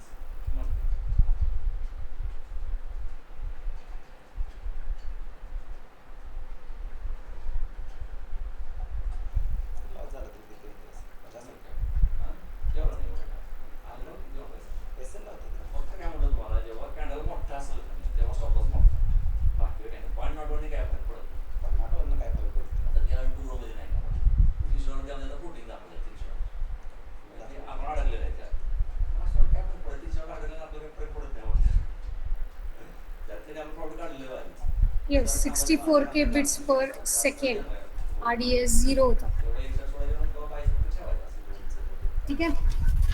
मल्टिपल ॲक्सेसचे टाईप्स सांगा. काढले पण असतं तेव्हा मोठ्या म्हणून तेव्हा लक्ष नाही नंतर म्हटलं आता आपल्याला सगळं लक्ष नाही ते आपण छोट्या त्यात ते पण टाकत नाही वक्त्या आकामध्ये एवढं झालं आपण नाहीच बोलते का बंदच केलं. नंबर्स नोट डाऊन केलेत पोरं पण टाकत झालं त्यांना म्हटलं काहीतरी जे टाकायचं कंटिन्युअस होतील. आणि म्हणजे ते जे टाकलं आपण ते टाका म्हटलं त्या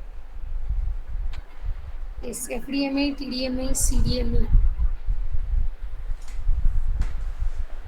टाकणं त्यामुळे ते पण तिथं बंद पडेल त्यातनं मेसेज आला का तू दुसरे डिफरन्स दोन्हीतला सांगू शकता? त्यातले एखाद्या मला मेसेज आला काय सर काय सिग्नल टाकत नाही आणि दुसरी वाढ होतोय असं कसं म्हणतो करतो समोर बोलू.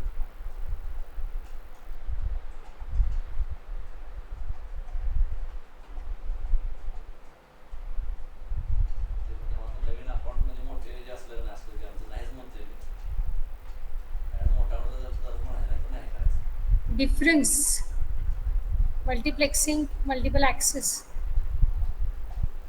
मिळालं ना मग ते. ते म्हणजे प्रॉपर्टी फंडिंग असते ते. मला म्हटलं पोरांनाच पाठवा आम्हाला मागच्या वेळी म्हटलं ते क्लास पोरांना जरी तुम्ही पाठवलं काय नसतं करायला ते ओळखीचे yes, what are the differences? ते आहेत का नाही?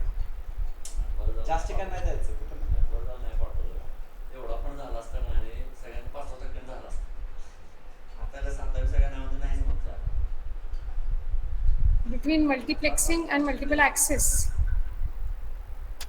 तेव्हा तर काय केलं हे पण म्हटलं होतं तेव्हा की काय आपलं हे तर काय तू आणलास तर तुला एक्स्ट्रा 1-2 असं मग त्याला तो सोडून द्यायचं. नंतर ते जसं ही चिंडे गेलं सगळ्यांना म्हटलं तसं काय भानगड नाही म्हणलं आधीच तुमचं क्लिअर होऊन ठीक आहे. नाही म्हणून थांबूया आपण. करता होते. आपला 4था चॅप्टर इथं पूर्ण झालेला आहे. बाकी या काय नाही. चॅप्टर ते आपलं जसं curriculum आपलं आधीपासून आवडतं. मार्कला सांगा की गॅप बनवून दे म्हणा. Yes Nikita you are right. हा चॅप्टर आपला पूर्ण झालेला आहे. या चॅप्टरचे नोट्स मी ऑलरेडी शेअर केलेले आहेत. सो लास्ट चॅप्टर जो आहे तो आपण मंडेला स्टार्ट करू. Okay, let's stop here today.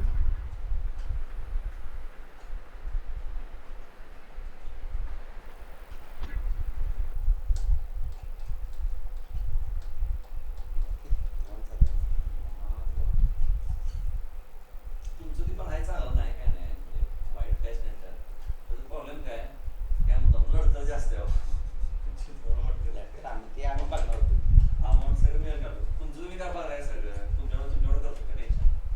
मला फक्त मार्केटिंगचे ओपन करायचे कशासाठी तुम्हाला म्हटलं होतं की माणसं शेवटी कोणाला भेटणार आहेत, पैसे रिटर्न कुठनं मिळणार तुमच्याकडून त्यासाठी म्हटलं. आणि स्ट्रेसचं कायसाठी म्हटलं होतं तुमच्या टॅक्स सेविंगसाठी म्हटलं म्हणजे ह्याच्यासाठी नाही. मला काय म्हटलं काल आम्ही पण विचारलं आपल्याला त्याला ते काय म्हणतात तिकडं आपल्याकडे कोण करत नाही म्हटलं पुणे मुंबईला आहे म्हणून पुणे मुंबईच्या लोकांना नाही विचारलं ट्रस्ट धर्माला याकडे जाऊन ट्रस्ट माणसं 4-5 गोळा मार्केटिंग कंपनी ओपन करून म्हणून त्याच्या अंडर बाकी सगळं अंडर पण नाही काय करायचं कंपनी ते GST काढायचं मार्केट आणि एक गाड्या बिली माझं काय तिथे येऊन त्यांच्या अंडरमध्ये बिलिंग जेवणार ते तुमच्या अंडर कारण रिटर्न तुमच्याकडनं जाणार आहे ना चेकवर येऊन साईन तुमची आहे. बाकी सगळं काय अन्न आणि काय तर प्रॉब्लेम सर आपलं एकदम मिळालं त्याचा उपयोग आहे. एकदमच की असं काही टुकटुक करायचं नाही 1-2 एकदमच की लॉटमध्ये 40चा लॉट 50चा लॉटची एक अमाऊंट येईल ना एकदमच मोठी तसंच करायचं. 10 लाखाचा लॉट असं पकडूनच करायचं.